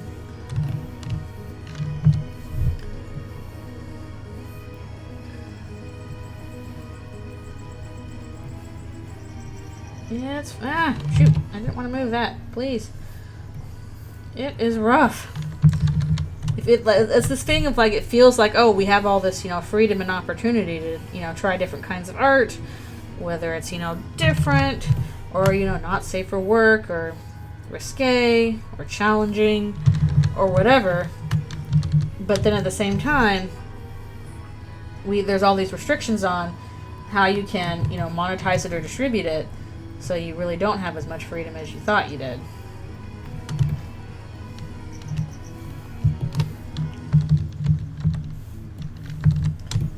And platform hopping is exhausting. It was bad enough, but I remember from back in the day was LiveJournal going completely kaput. Like that, LiveJournal was the place to be in, good grief, probably I guess my college years, like early 20s, stuff like that. That was where all the cool stuff you would find was on LiveJournal. And then I went through a series of really bad acquisitions, and then they like basically what people would do on LiveJournal was they do roleplay. Roleplay was really big on LiveJournal. That's what I did. Like we did big roleplay games. I moderated a couple of those on LiveJournal, and then they changed up some stuff for how, like, what was it they changed? This is a while back. Basically, they changed how, like, threads were labeled. Like, basically people would do, like, roleplay threads where you could have, like, one post, and it's like, okay, everybody roleplay, you know, something in this post. And then you would have separate threads of, like, these two or three characters are talking to each other about, you know, what's going on, etc. And you could do this by just labeling, you know, the thread as this or that. And, you know, then using your icons or whatever to differentiate who is who. And then I think what they did was they basically took away the ability to label your threads like that or to collapse them out. So you could not tell where one thread started and one began or who was in which thread. So this made roleplay virtually impossible in a lot of situations, because it was just like that organization was so important, and then that was just gone. So, like, basically, entire communities of hundreds and hundreds of people all at once were like, this isn't usable, what do we do? And then it just so happened at that time that Dreamwidth, which was kind of a clone of LiveJournal, except they basically, it was open source code at the time.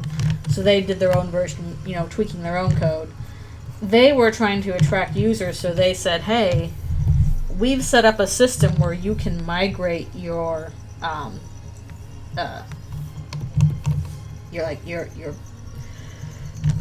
but you can migrate everything you've done to our platform. And the platform is similar enough that, like, it'll basically act the same way with a few small changes.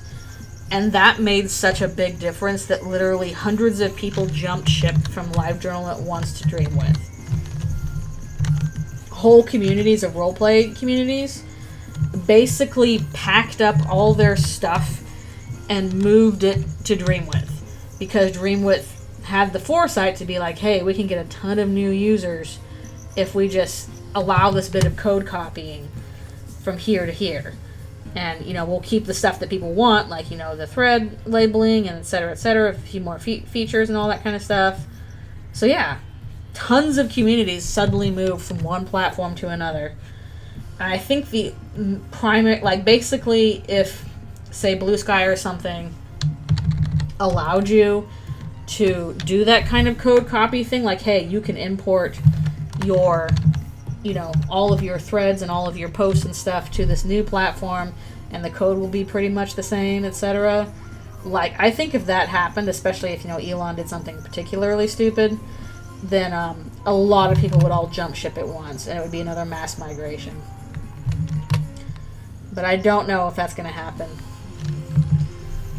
Mostly because I don't know how much more complicated the code is now between a social media site. Because, like, at least with LiveJournal Dreamwidth, the code was pretty similar, and even then it didn't work perfectly. Like, images broke, I think, between the platforms if you tried to copy them over.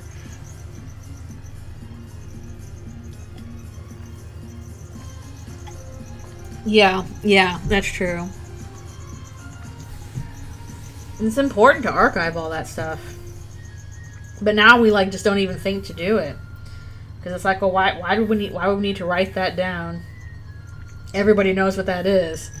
But, you know, historians in the future, they're not going to know what that is. They're not going to know what you're talking about. Especially now how this disinformation floating around. Like, how are future historians going to be able to, like, parse out what was real from what was deliberately lies and fake information that people spread online? And that's probably a real problem.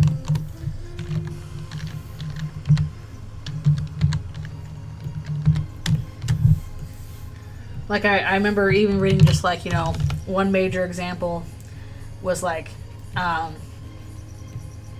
know, ancient Egyptian scholars. Yeah. Basically, we're trying to figure out, you know, so Egypt is always like, oh, yeah, we're going to trade with, you know, this one city. And people were like, what's this city? Where is it?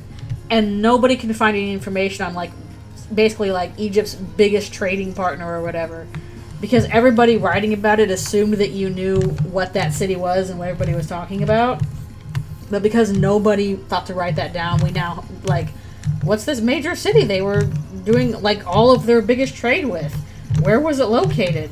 We don't know. Because nobody wrote it down.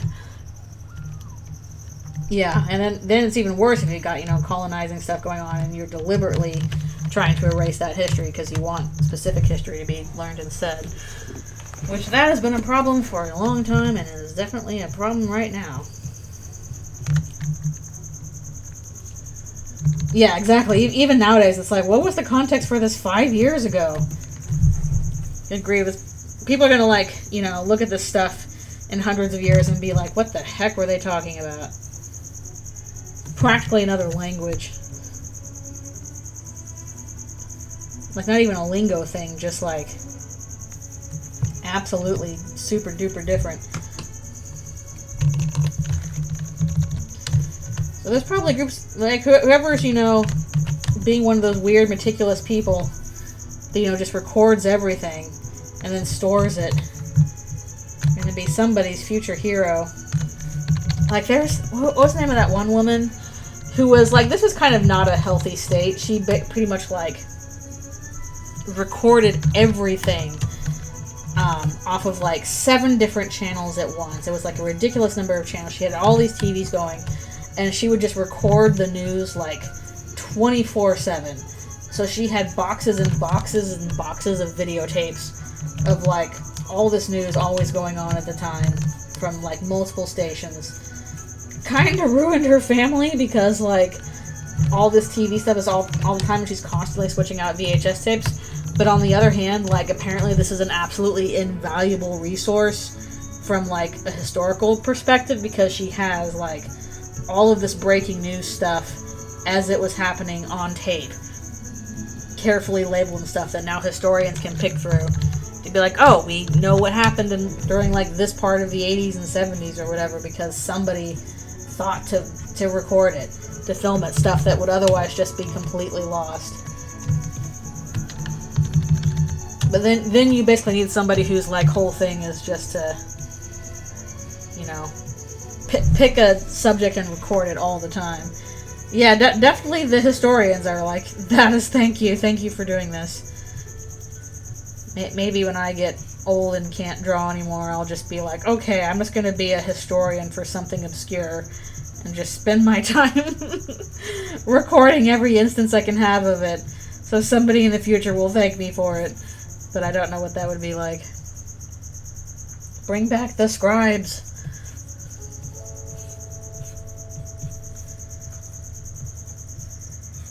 Another thing that AI is a problem with, because now it's like, oh great, now we're creating even more stuff that's fake, and it's deliberately hard to see if it's real or not. How is anybody in the future going to be able to tell, you know, did this really happen or did somebody make this up?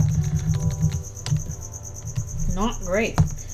I don't quite like that tangent there, but we'll deal with it. We'll deal with it. Although I think, I probably need to take a break, actually. It's my break time, right? No, we can get through this really quick. This is an easy one. Yeah, it's gonna be a giant mess. It's gonna be a giant mess. I'm sorry, historians of the future, that people were stupid in the past and made your lives harder.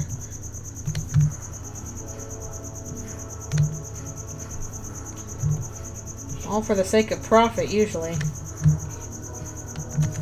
That's always what it's down to. I was talking with my dad recently on the phone. And I won't go into the details of this. This is probably a sensitive information to share. But he expressed his concerns about his workplace and the direction they want to take it in. And I shared his concerns. I'm like, oh no, that's terrible. They're going to do that? No. And I'm like, they're doing it because they need to get funding, don't they? And he's like, yep. And I'm like, oh, it's always the money.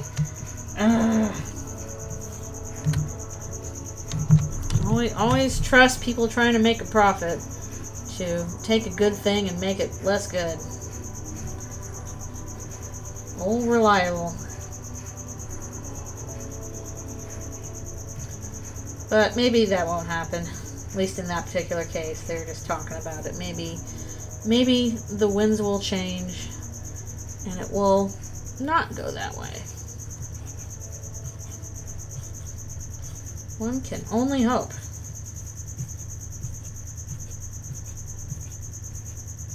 Alright, and then we'll just, I'm gonna sneeze. Excuse me. And then we'll just copy paste this guy over and save ourselves a headache. Yoink. The power of copy paste. Nice. Lunchtime. Cool. That was page. I don't remember. Anyways, I am now going to take a quick stretch break before we continue on with more.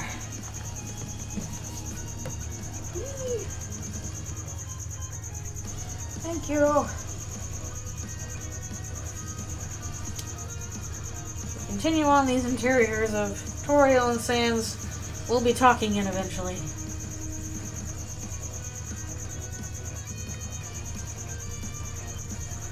Hopefully next time I do a stream like this, I'll have some characters that we can focus on instead. But for now, background time.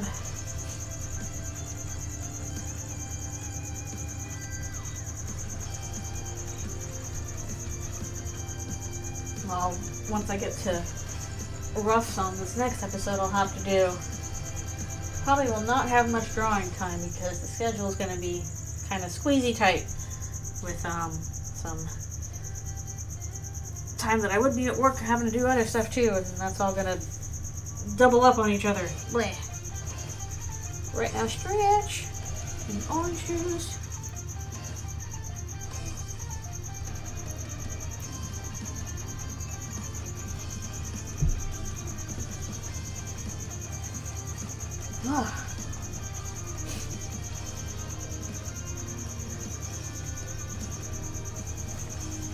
Hope you all think these backgrounds are okay and interesting. I always worry that backgrounds aren't the most interesting thing to watch, but they're important. Lurking is all good.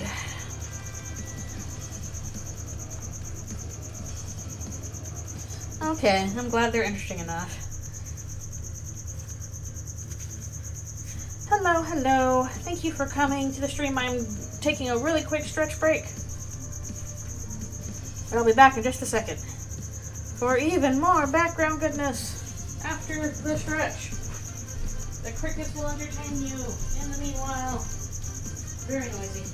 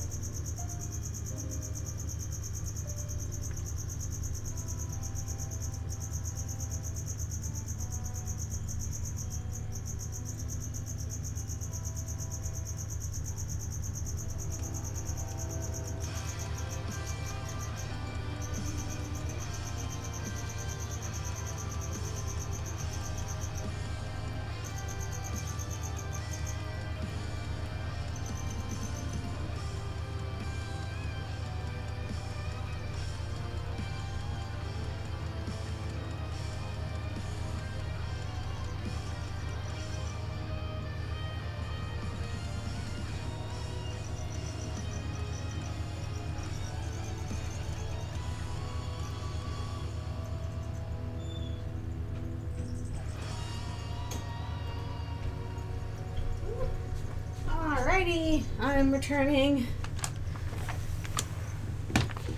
Drawing letters on a shirt. I guess if you have to go around the folds of the shirt, that's gonna take a while. Alright, speaking of, actually I should probably throw down a guide for this. Let's see if I can line this up okay. Alright, I think that looks okay.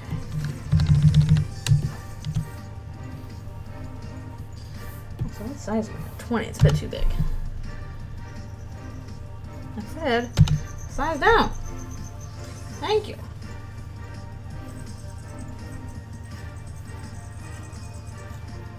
I like having perspective guides.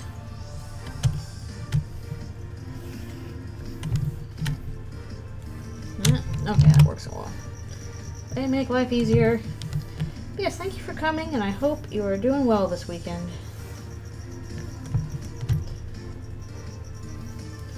Ugh. Folds are definitely a weak spot of mine. I feel like I need to practice more with like how clothing and blankets and stuff kind of fold and bend over each other, over itself. I feel like whenever I'm doing that, I'm kind of making it up as I go and being like, okay, I hope these are folds. Whereas some people are just like folding masters and do crazy good folds.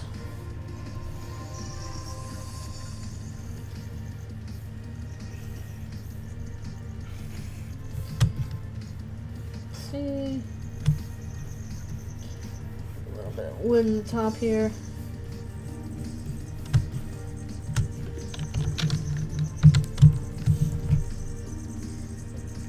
Yeah, good luck with the folds.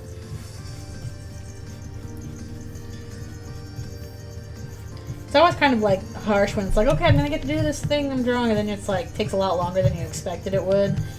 It's like, oh, okay, I wasn't expecting that. Now it took time.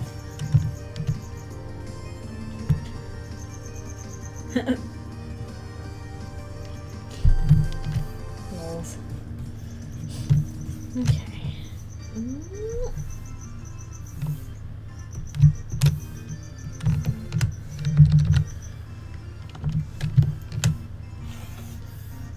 Wait, help to actually hold on my thing here.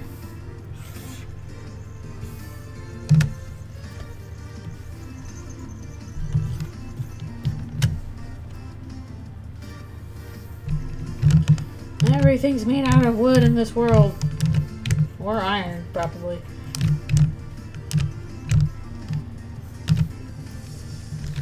I forget like what to do for that part of Sansa's shop. So I'm like, that part is supposed to be a freezer. They didn't have freezers back then.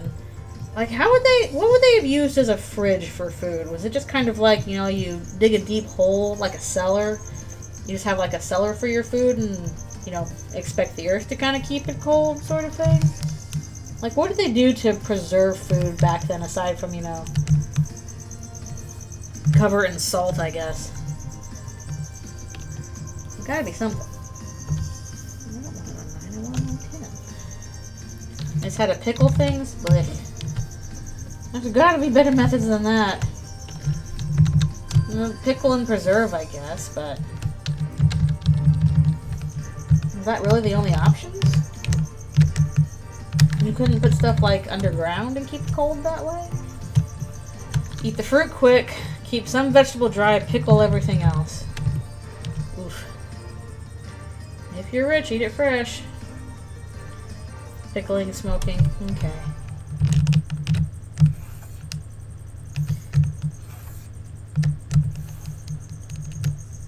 What about meats, though? I mean, I guess you can smoke meats. That's one way to do it. But, yeah, jams you can preserve fruits, that's true. But say, like, you know, okay, I need some... we're gonna stock up on foods for the winter. Nothing's gonna grow.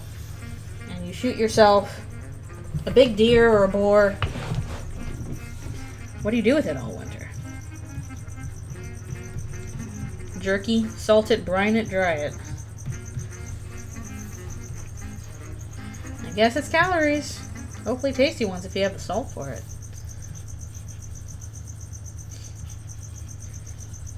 Man, I can certainly imagine how that would make winters pretty tiring. If you're like, well, what do we have to eat? We got more salted deer, salted pork. And that's what we got. That's all you're gonna get. Deal with it.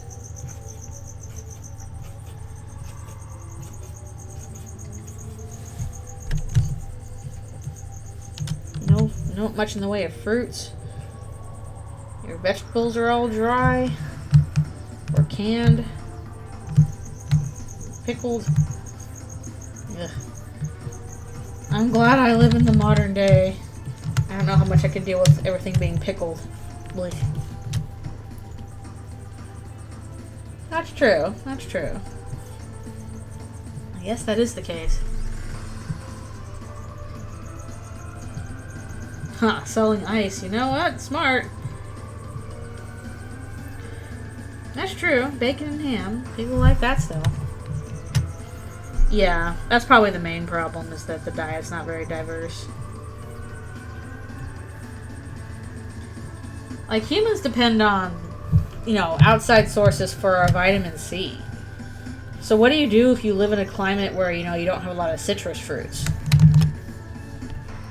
I mean, I guess there are alternatives. Like, I think the Inuit, like, you can get vitamin C out of, you know, blubber, actually. It's supposed to be a good source of it. But there's got to be other climates where it's like you don't have much vitamin C.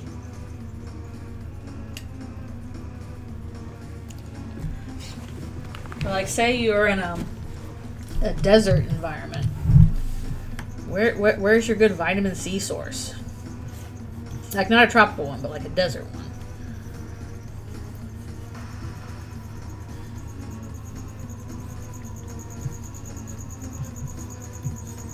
Say you're in the Australian desert. Is there citrus fruits that grow, or what do you do for your vitamin C?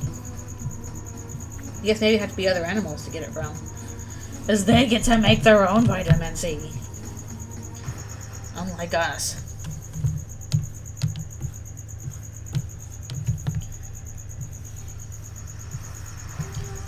Whereas I have to make sure Alphys gets vitamin D, because it's very important for her.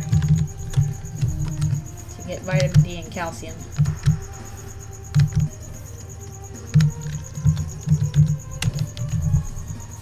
There is a native citrus in Australia? Okay.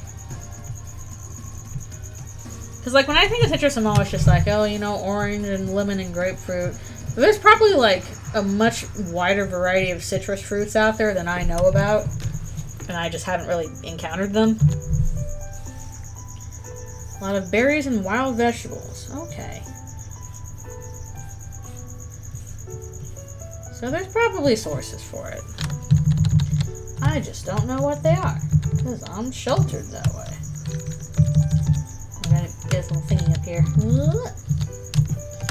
Different lemons and weird oranges. Yeah, aren't like technically all citrus fruits descended from like 3 wild citrus fruits? And it's just a matter of like citrus fruits will breed with absolutely anything, so they don't even care, and you can just breed like citrus crazy like, because citrus is like, whatever, we're cousins, now we're breeding together. Like, apparently lemons don't naturally occur in nature. We made lemons by like breeding other citrus fruits together. Life didn't give us lemons, we gave us lemons. No. Finger lime. Finger lime. Is it like a lime that's like long like a finger?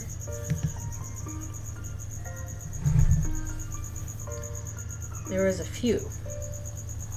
Yeah, there's probably like, I'm guessing that maybe there's other berries and vegetables that have vitamin C. Kinda.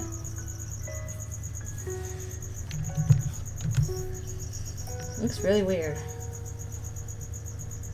Think of how many weird fruits and vegetables out there that we never know about because people don't want to eat them, even though they're right there. I wouldn't be able to identify them. I barely know what a shallot is. I'm not smart that way.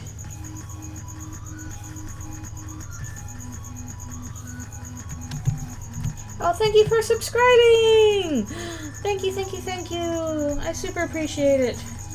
We're talking about citrus fruits. Do you have some? Probably. Oh, 4 a.m. is very, very late. Yes, go sleeps. Thank you for stopping by. Appreciate you being here. I hope you have a good next day, too, because it's already next day, practically. Holy moly. Epic hidden fruit around the world. That seems like it could be like a really fun, like, educational game for kids. Some fruit pun you can make, and it's like, it's your job to track all the special fruit around the world. Can you identify all this fruit?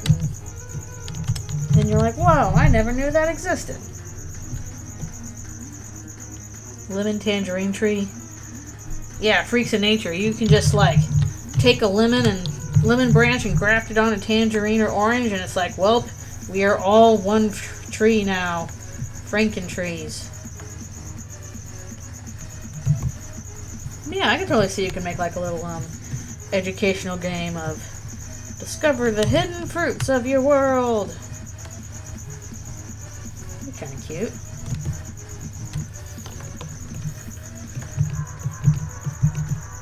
Oh, no, watch out.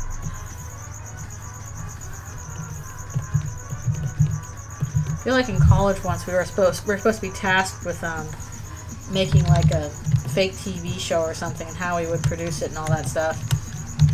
And I ended up going with like a kids educational show called Bird's Eye View, about like 3 birds and they go around in the world and teach kids about like geography and stuff like that. Kind of a bit of you know, Carmen Sandiego flavor, but it's, you know, supposed to be nicer than crimes. That's so interesting. Citrus fruit, what is your deal? Besides tasting delicious. Did we get everything here? I think we did.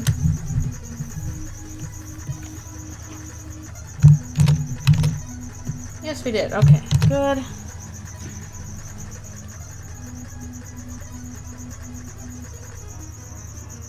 I know my grandma has a big orange tree in her backyard. Or was it lemons? I think it was oranges. So every time we visit, it's like, oh, now we're going home with a big old bag of giant oranges. I feel like, can I redraw this? Can I copy paste it from somewhere else? You know what? I think I can. Let's try and copy paste it from here. I feel like that will work here. No, not quite. I'll have to do the top there. Almost. Let's see. Maybe if we make it a little bit bigger. Save yourself. Copy paste. Okay.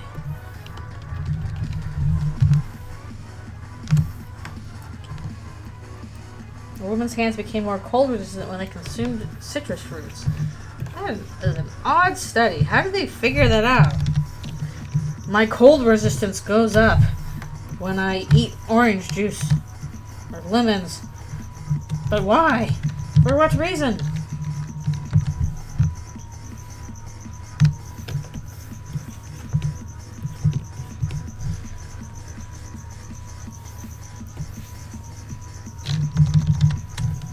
My cold resistance goes up when I eat citrus fruits. Very odd. Human body, what are you doing? What is your weirdness? Okay. They dunk their hands in eat an orange. Then dunk your hand in this ice water. We'll measure how you feel.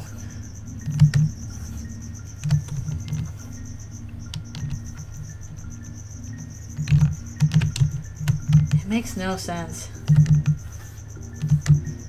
That's the thing. I feel like whenever you get into like nutrition science, I feel like you're almost guaranteed to run into problems with it because nutrition is so personal and changes between people so much. It's like, can this apply across broad like swaths of the population?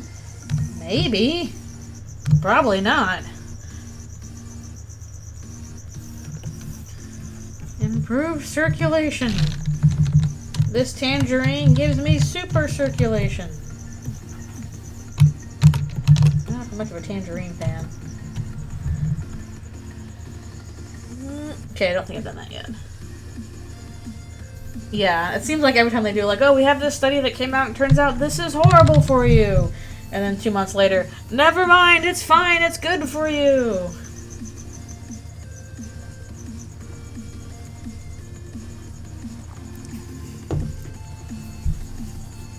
Probably what keeps nutritionists and, you know, employed is the fact that it's like, well, is this going to work for you? Maybe. I don't know. Guess we'll find out. Alright, let's try the horizon line all the way over there. It's like, oh, I might be allergic to that. That's a little bit too... Let's raise that line up a bit.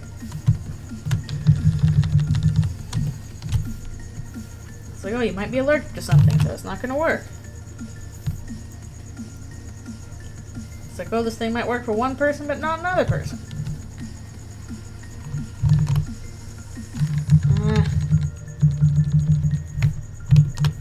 Alright, it's just the one. We're just going to do this.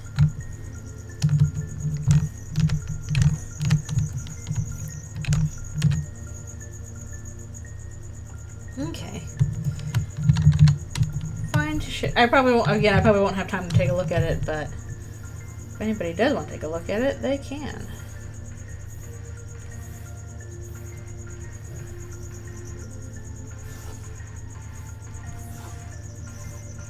Speaking of nutrition science, I should probably check and see if Maintenance Phase has new episodes, because they're always fun to listen to in regards to that kind of stuff. And yeah, the consensus from that seems to be, will this work for people? Big shrugs. These are words in the title of the article. Those sure are some words. That sure isn't a language.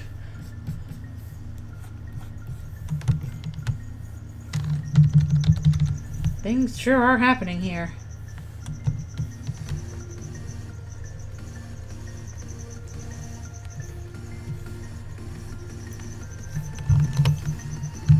Hey guys, are there things that are happening? Flex the vocab. But also, like, with a lot of scientific studies, I think there's kind of inescapable that they have, like, jargon. Because they're not really supposed to be for mass consumption. They are for other people studying it, is my guess. Yes, that is a podcast. And I enjoy it. And they talk about, you know, weird nutrition stuff or weight loss stuff. And, like, basically debunk a lot of the weight loss, you know, junk science out there, of which honestly most of it is junk.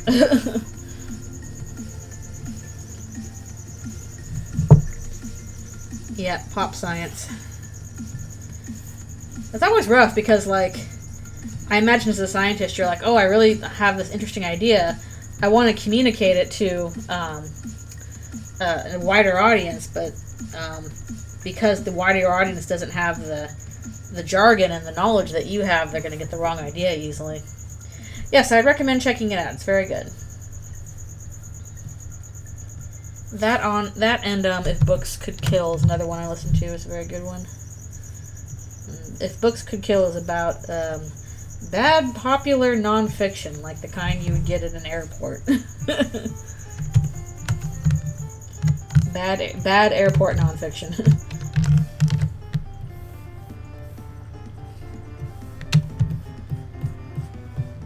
Just realized it's coming up on that. Okay, I need to do another thing then. But yeah, good podcast. Check it out. I think they were on hiatus for a while, so I don't know if there's a new episode now or not. I'd have to go check. Yes. Gotta have my thingies to listen to while I do my work. What I need to do is I need some book recommendations so that I can download some more books from my library as audiobooks to listen to. Because what I like doing is listening to stuff while I'm doing just like chores around my house, like, oh, I've got to do the dishes, or I got to clean the Cricut pins, or whatever, or do my laundry. So I just put on some headphones and I like to listen to podcasts, or I have a big playlist of my favorite video essays that I put on. But lately I've been like, you know what, I really need to expand, because I've listened to these video essays like 10 times already. My 50th time going through, like, you know, line goes up. So I'm like, I should really download some audiobooks. And listen to those. And I've been doing that a bit, but now I've run out of books that I had on my list, and I'm waiting for more. So I gotta get some more books to read, or listen to. I was listening to the Murderbot Diaries, and those are pretty fun. But I'm waiting for the next one to be available because it's on hold. Oh, Dracula. That's not. I need to read some classics. That's why I need to catch up with some classics I need to read. Because I read or listened to The Picture of Dorian Gray, and that was good. I was like, oh, this is like actually really tense and interesting. Also, I hate all these people. I love it. Thank you, classic literature. So I need to get some more. Yeah, Metamorphosis is good. I was thinking, you know what? I've never actually like read much Sherlock Holmes. If they have Sherlock Holmes available, I should, you know, download some original Sherlock Holmes. Well, yeah, it's free because I basically got it through my library. I went to my local library and I was like, hey, I want to get a library card. Also, can I download audiobooks from the library for free? And they're like, yes, you can. Just download this app and input your library information. You can rent out whatever stuff you want. I'm like, this is a great deal. Thank you, friend, who recommended me do this. The only issue is that you know, sometimes stuff isn't available. I was like, oh, I'll look up, you know, Discworld. I've heard that's good. There's like no Discworld available from that library app. I don't know why. Very odd. So I'm like, okay, never mind, no Discworld. And I accidentally got a book I was in the middle of and almost finished, returned early because I didn't finish it in time. And I was like, no, I'll have to check it out again to see the ending. No. Yeah, Discworld looks good. I don't know why they don't have it available through that library app. It's like Libby. Very popular app.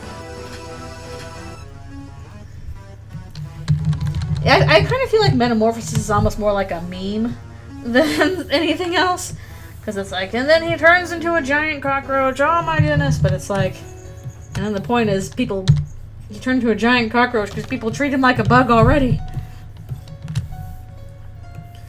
It's a critique. Ironically, I haven't read Metamorphosis, but I read, we read another Kafka short story. Oh gosh, what was it called? It was like, I can't remember the name of it, but it was basically about like this guy in like a French colony or something. This white guy in a French colony, he builds like this, basically a torture machine that's supposed to be used for punishments. And it's like debating the ethics of making the torment nexus, basically. And then the guy eventually gets, you know, tortured by his own torture machine. And this is considered right and fair because he made the torture machine in the first place. I can't remember what it was called. I know Kafka did it, but what was that story called? I feel like it was called, like, In the French Colony or something like that. But what was that short story? All famous artists needed therapy. That's just the way of it. Gotta get your crazies out through the art.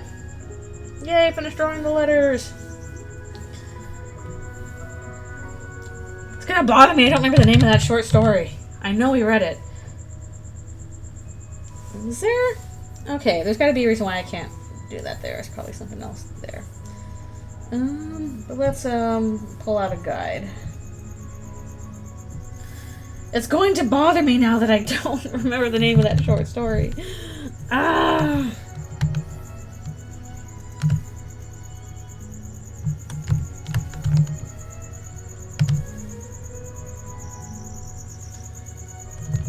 Yeah, it's true. It's true. It could be really good, and you're like, oh, dang, this is actually really good. How have I not had this before? And then sometimes you're like, oh, this is so dry. Like, that was definitely my experience with Picture of Dorian Gray. It was very much a book of, like, oh my goodness. In the Penal Colony, that's what it was called. That's what it was called. It was called In the Penal Colony. That was the one about the guy who makes the torture machine. Thank you. I couldn't remember the name of it. Yay, thank you for remembering that book for that short story for me. That was a Kafka one I read. Okay, I'm gonna pull this up a little bit. But no, I actually enjoyed the Picture of Dorian Gray, even though I'm sure nowadays people are like, oh, the characters are problematic. I'm like, yes, they're supposed to be horrible people. We can't stand them because they're all rich and like don't care about the lives around them that they're ruining. That's the point. Also, it's fun. Do you think aesthetic of superiority is better than adherence to source material? Depends on the medium. Like, the thing that I think is really important with stories is that the medium itself is part of the message. Like, an important part of the story itself is how you are telling it. So, there are mediums where, like, okay, what you need for this is prose. You need all this description stuff. What you need, you might need something different for poetry. You need something different for comics, for film, for games. So, in that sense, it depends. What is the medium you're doing it for? Why are you doing it in this medium? Can you emphasize what the strengths of the medium are compared to the medium's weaknesses, sort of thing? And oftentimes, just the reason why sometimes things differ so much from the source material is because the medium has changed. And what things are good in one medium they're not really good at in another one. Oh yeah, well that's H.P. Lovecraft. I do find it interesting how nowadays people are like, yeah, we all know he was a terrible person, but we still like the mythos, so deal with it, H.P. In regards to visual art, even that kind of depends. Like, are you doing a painting? Are you doing sequential art, like a comic book? Are you doing sculpture? Are you doing something on video? Are you doing a video game? All of those also have their own strengths and weaknesses. If nothing else, H.P. Lovecraft was very sincere in being scared of things that he did not understand. Which is a very human feeling, even if most of us don't feel that way about, oh no, a black person exists over here. Like, you can do with that as you will. Yeah, like, medium differences are definitely the issue I dealt with Paper Trail. Like, I think part of the reason why people didn't like Paper Trail's ending sometimes was because, like, I think the ending would have worked inherently better if, this was a game and people were an active participant in it rather than a passive one like you are in a comic or something you read. That being an active participant is an important part of a medium, and Toby's really good with that with his games, is recognizing that important part of the medium is your interaction with it and how you as a player, relate to this fictional world.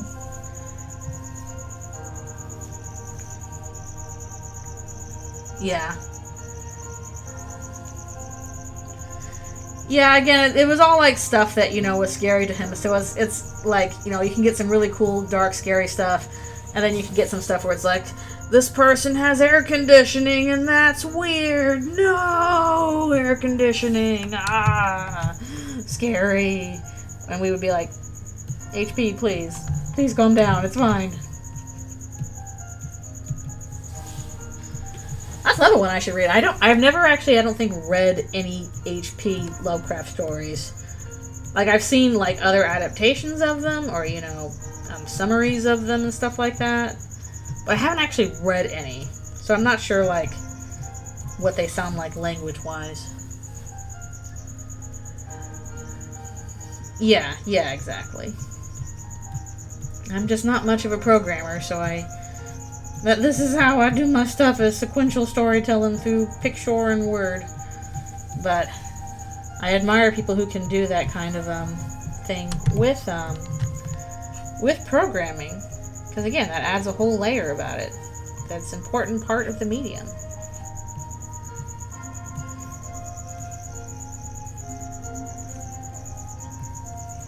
And that's kind of why I still think that canon might end in a similar way to Paper Trail, but I think Toby would execute on the idea way, way better than I did, because it's in the proper medium. For starters. And also, probably, I think some other things would be pretty different. Not like a dramatic cutoff, but, still some aspect of player choice on, how are you going to treat these characters? Knowing what you know now, sort of thing. Will you grant them their freedom to live their own lives? Like, the more I think on it, the more I think, like, maybe one of the themes of Eldritchrune is, like, hey, fictional worlds can help you become the person that you want to be. They can help you, deal with realities in ways that, you might not be able to otherwise. But also, fictional worlds do not exist solely for your personal growth. And even fictional characters, need their own sense of freedom from whatever you need in your life. Is, I think, what we're going to get, like, a dual thing between both, characters in their light world and dark world and us and Chris. Basically, I feel like the point of the meta aspects of it is not just to be like, oh, they're meta, but the point is that we and Chris are learning the same lessons at the same time, I think is the point of it. That's part of the emphasis. Strange-hued aliens.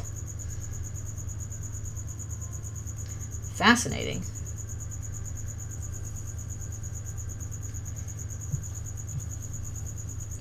End of Amori.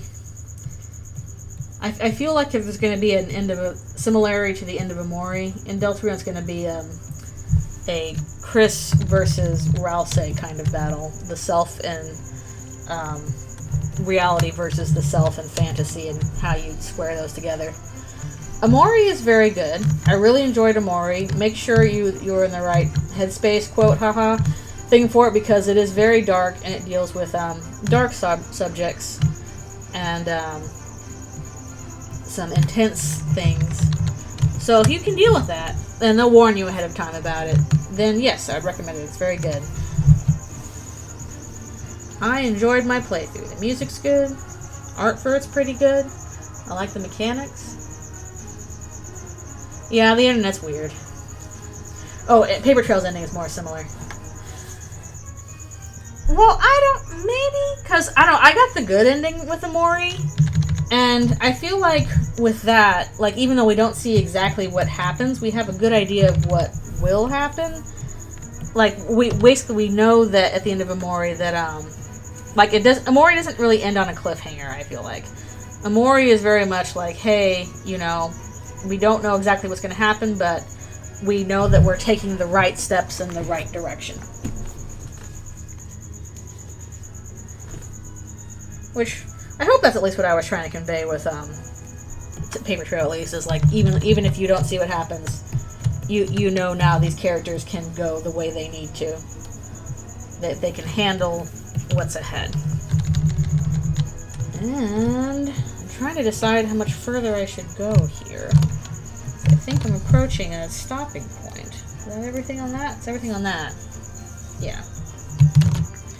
So I can basically see Deltarune ending a similar way, in the sense of, like, you won't know exactly what happens, but you'll know the characters now have the ability to face it on their own. And that's okay. You trust in the characters, have fulfilled their character arc, and, I think I can just copy that from a previous shot. Take care of that. Basically, we've seen the characters grow into the people that they were meant to be, and even if you can't be there with them, you can still appreciate that they can handle what's going to come their way.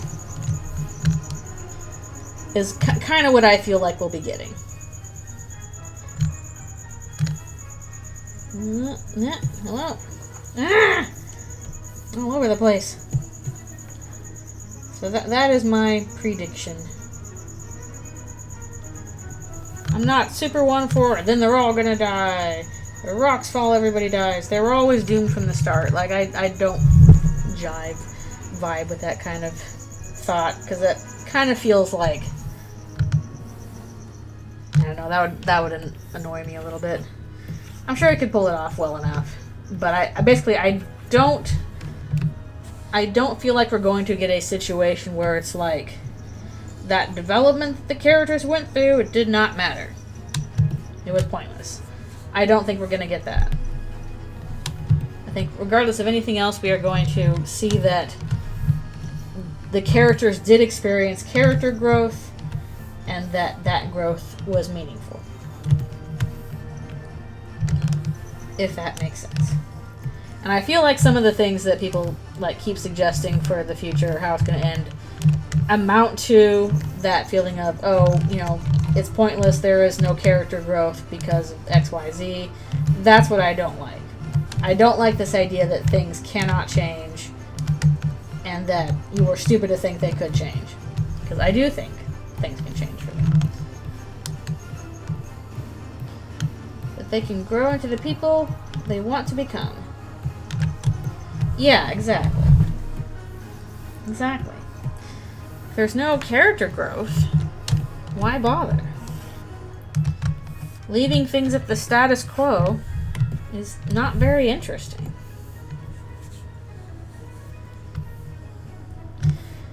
I should play Mother 3 sometime. That is on my list of games to try. Even though I'm kind of spoiled on Mother 3's ending just because I watched the Super Eye Patch Wolf video. I'm sure the experience of playing it will still be very worthwhile. Of that, I believe. Something. Can I copy paste something else? We're just gonna copy paste a bunch of stuff here. If possible. Oh no. Crying times. I'm gonna put you on a different layer so we can erase you just in case. I don't know how big it's gonna be.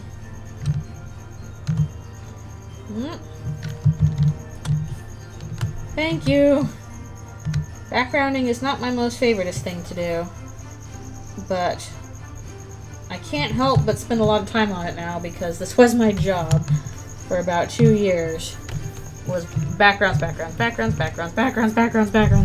So I have gotten used to just like, okay, I gotta spend all this time on the backgrounds because if I don't, it's gonna look bad.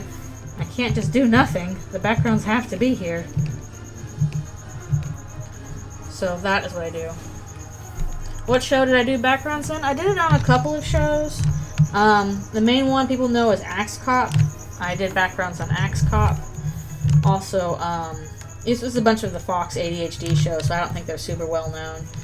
But I did some backgrounds on Golem the Insatiable, which I didn't really enjoy that much. And I did some backgrounds on Major Lazer. Thank you.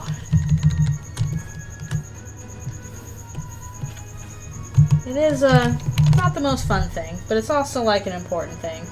So I like spending some time on it. I feel like backgrounds are kind of like an important part of scene setting. I would encourage people to work on them. Don't skimp on your backgrounds. They are important. That's definitely why I'm doing them here, is because these tools make it easier.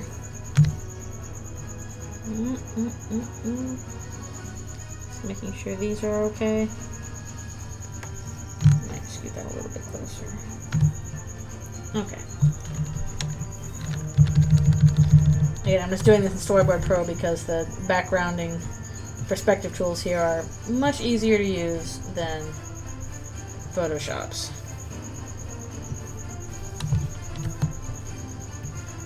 You see how I'm just like bloop, bloop, bloop, and it's all in the correct perspective? That's because I have a guide on. Yay!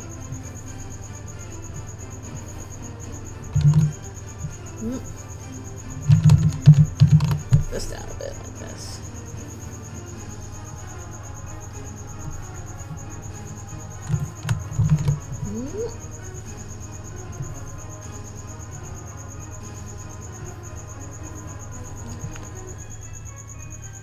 No.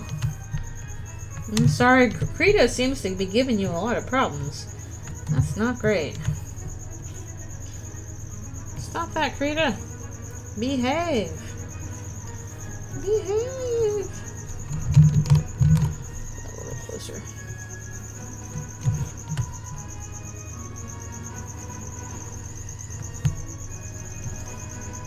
Okay, that's alright enough. I think I will have to stop after I finish this panel because I need to do stretchies and also need to do stuff like feed Alfies and feed lunch for myself and make my muffins and all that. Yeah, but sometimes you gotta brute force your perspective. Sometimes just using guides definitely doesn't work and you have to eyeball it in order for it to look right. And that's okay.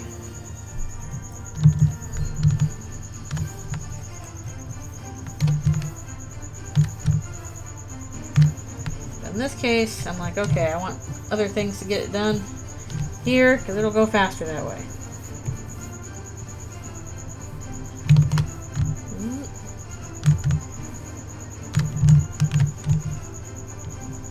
All that. Would I be interested in playing Lisa the Painful? Maybe. I might be interested in Lisa the Painful. I also kind of know what happens in Lisa because, again, I've watched some videos on that. So I know how Lisa works.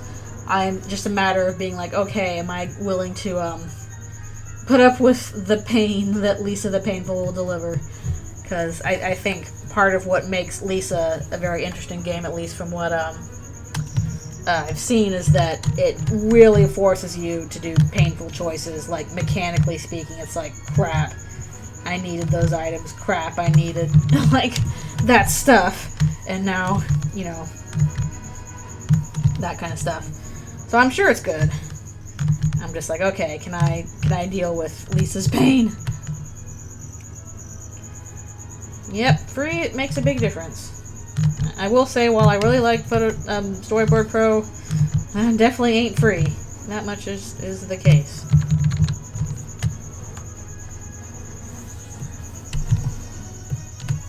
Once we finish this background, we'll probably stop. Something pathologic, yep, exactly. I don't think I could deal with pathologic. Pathologic seems like it would break me.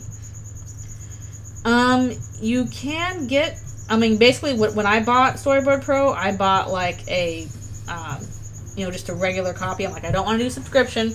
I just want, you know, to do, I just want the program itself.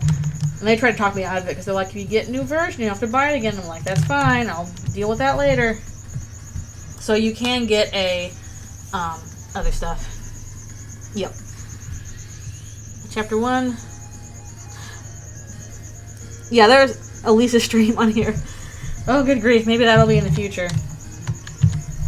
Again, we'll see. I've got a long list of games to get through already just from that poll. So, it's a lot. Also, I kind of feel like Lisa the First would be the good one to play, but then again, I've heard that like Lisa the First can be really hard to get through, and like it's kind of more abstract. And if I was gonna do an abstract, you know, RPG game, I would probably try Yume Nikki. In Stars and Time is going pretty well. I'll have the VOD for that up later today. I am enjoying it. The character interactions are extremely cute. I am waiting for the other shoe to drop, story-wise. We're getting nice little hints of, you know, something interesting going on here and there aside from the time loop stuff, so I'm having a good time. I'm enjoying it. I'm sorry, that's probably how it's going to be. Trudging through my long list, always behind. There's always so many games. Yeah, in Stars and Time is going pretty well. Very cute. Very cute characters. Oh, that's kind of off the map there. Big old backlogs.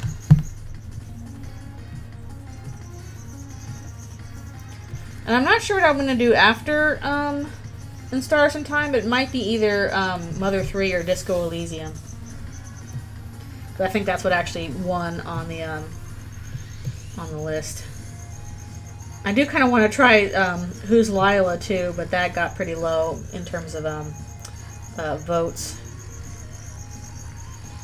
Also, Lynx played Mother 3 yet, sorry. That's so funny. Yeah, that's why I was a little reluctant to play Lisa the First, because it's like, okay, this is the first one, but also, yeah, it seems kind of abstract and difficult to play and not super relevant to the Painful, which seems like the main one. But yeah, I want to try Disco Elysium. Disco Elysium looks fun. I'm sure I'll have lots to say about it. I've heard Kim Katsuragi is the GOAT and all that. Miles Morales, always good. Okay, are we about done with this one? Look at this little guy holding a bowl. I'm afraid once we get this panel done, I'm gonna have to stop. See, I gotta do my lunch stuff. And all that other goodness. We've been going for a while, though. Let's see, is there anything else I'm missing? I think I got everything. This one. Ooh, I have not heard of Sea Power. Do you want to play on stream or not Baldur's Gate?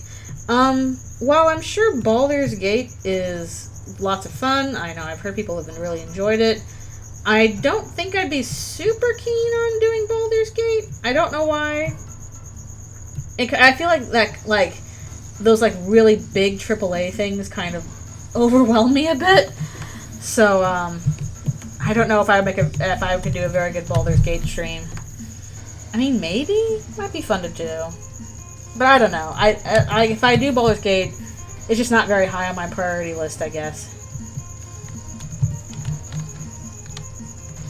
Yeah, the cozy indie games are fun. Nothing against Baldur's Gate. I'm sure it's very fun. I'm just not sure if I would be a good streamer for it. Yeah, it looks massive. I was super impressed though, watching it in the AGDQ, this last one. People were like, yeah, we beat the main quest and final boss in like 30 minutes if you do set up your character this, and this way. I'm mostly just impressed. It sounds like they thought of everything you can do in terms of like D&D stuff. It's like, oh, you want to solve this by doing speak to animals? Okay, here you go. So I might find it a little bit overwhelming, but I do not doubt it's a very good game. Whew. So many nice things out there, never enough time to do all the things. I'm like, okay, I gotta have books to listen to while I'm doing my chores and all these games to play. I'm finally watching Dungeon Meshi because everybody's talked about it. I'm like, okay, I'm enjoying this so far. I feel like I should catch up with all this fanfic just to know what's going on in the fandom itself and fan comics. Endless things. And then, of course, I'm like, well, when I'm actually working, I'm just going to put on the same thing I've had on 10 times before. It's like my parents do. Yeah. I think if talking about mediums again, if games exceeded anything, it's choice aspects. Again, the impact that you as a player make on the game, on the story. That is the strength of games as a medium. Listen to books while you draw and stream on one monitor in between playing games on the second monitor while watching shows on your phone. I think I'd have to be a Gen Alpha person to manage that. You're insane. Multitasking I'm going to have on 5 screens at once kind of thing. I'm too old. I don't have that much attention span. It hasn't grown in my brain well enough. Yeah, I haven't been reading the manga, unfortunately, but I have been watching the Netflix stuff, and it's been good. I'm sure I'll soon get to episodes where it's like, oh no, the big thing happened. But it's a good one so far. I'm enjoying it. Well, not all games are, meant for that kind of stuff. Sometimes it's actually a good idea to limit choice in games. Just depends on what you're trying to do. Medium's open for lots of different things.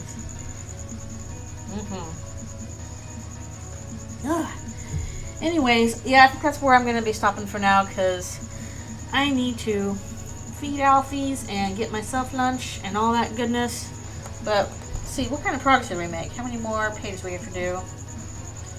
Oh, pretty good. We got on to page 4 of the scene with Sans and Toriel. We'll have a Sans and Toriel scene coming up. So, yeah, pretty good progress. I have no clue when this part's going to be done, because it's, again, very long. The backgrounds are taking quite a while. Characters, hopefully, will go faster. But there'll probably be more of this next week, as far as I know. So it should be good. Thanks for joining me for backgrounds time. Hopefully this got you excited a bit about backgrounds. They're good for you. Balanced drawing diet. But yeah. Thank you guys so much for coming to the stream. I always appreciate y'all being here. And I hope your guys' rest of your day is really good. And there will be more in Stars in Time on Friday. And yeah, I will see you all next time. Alright, see you later.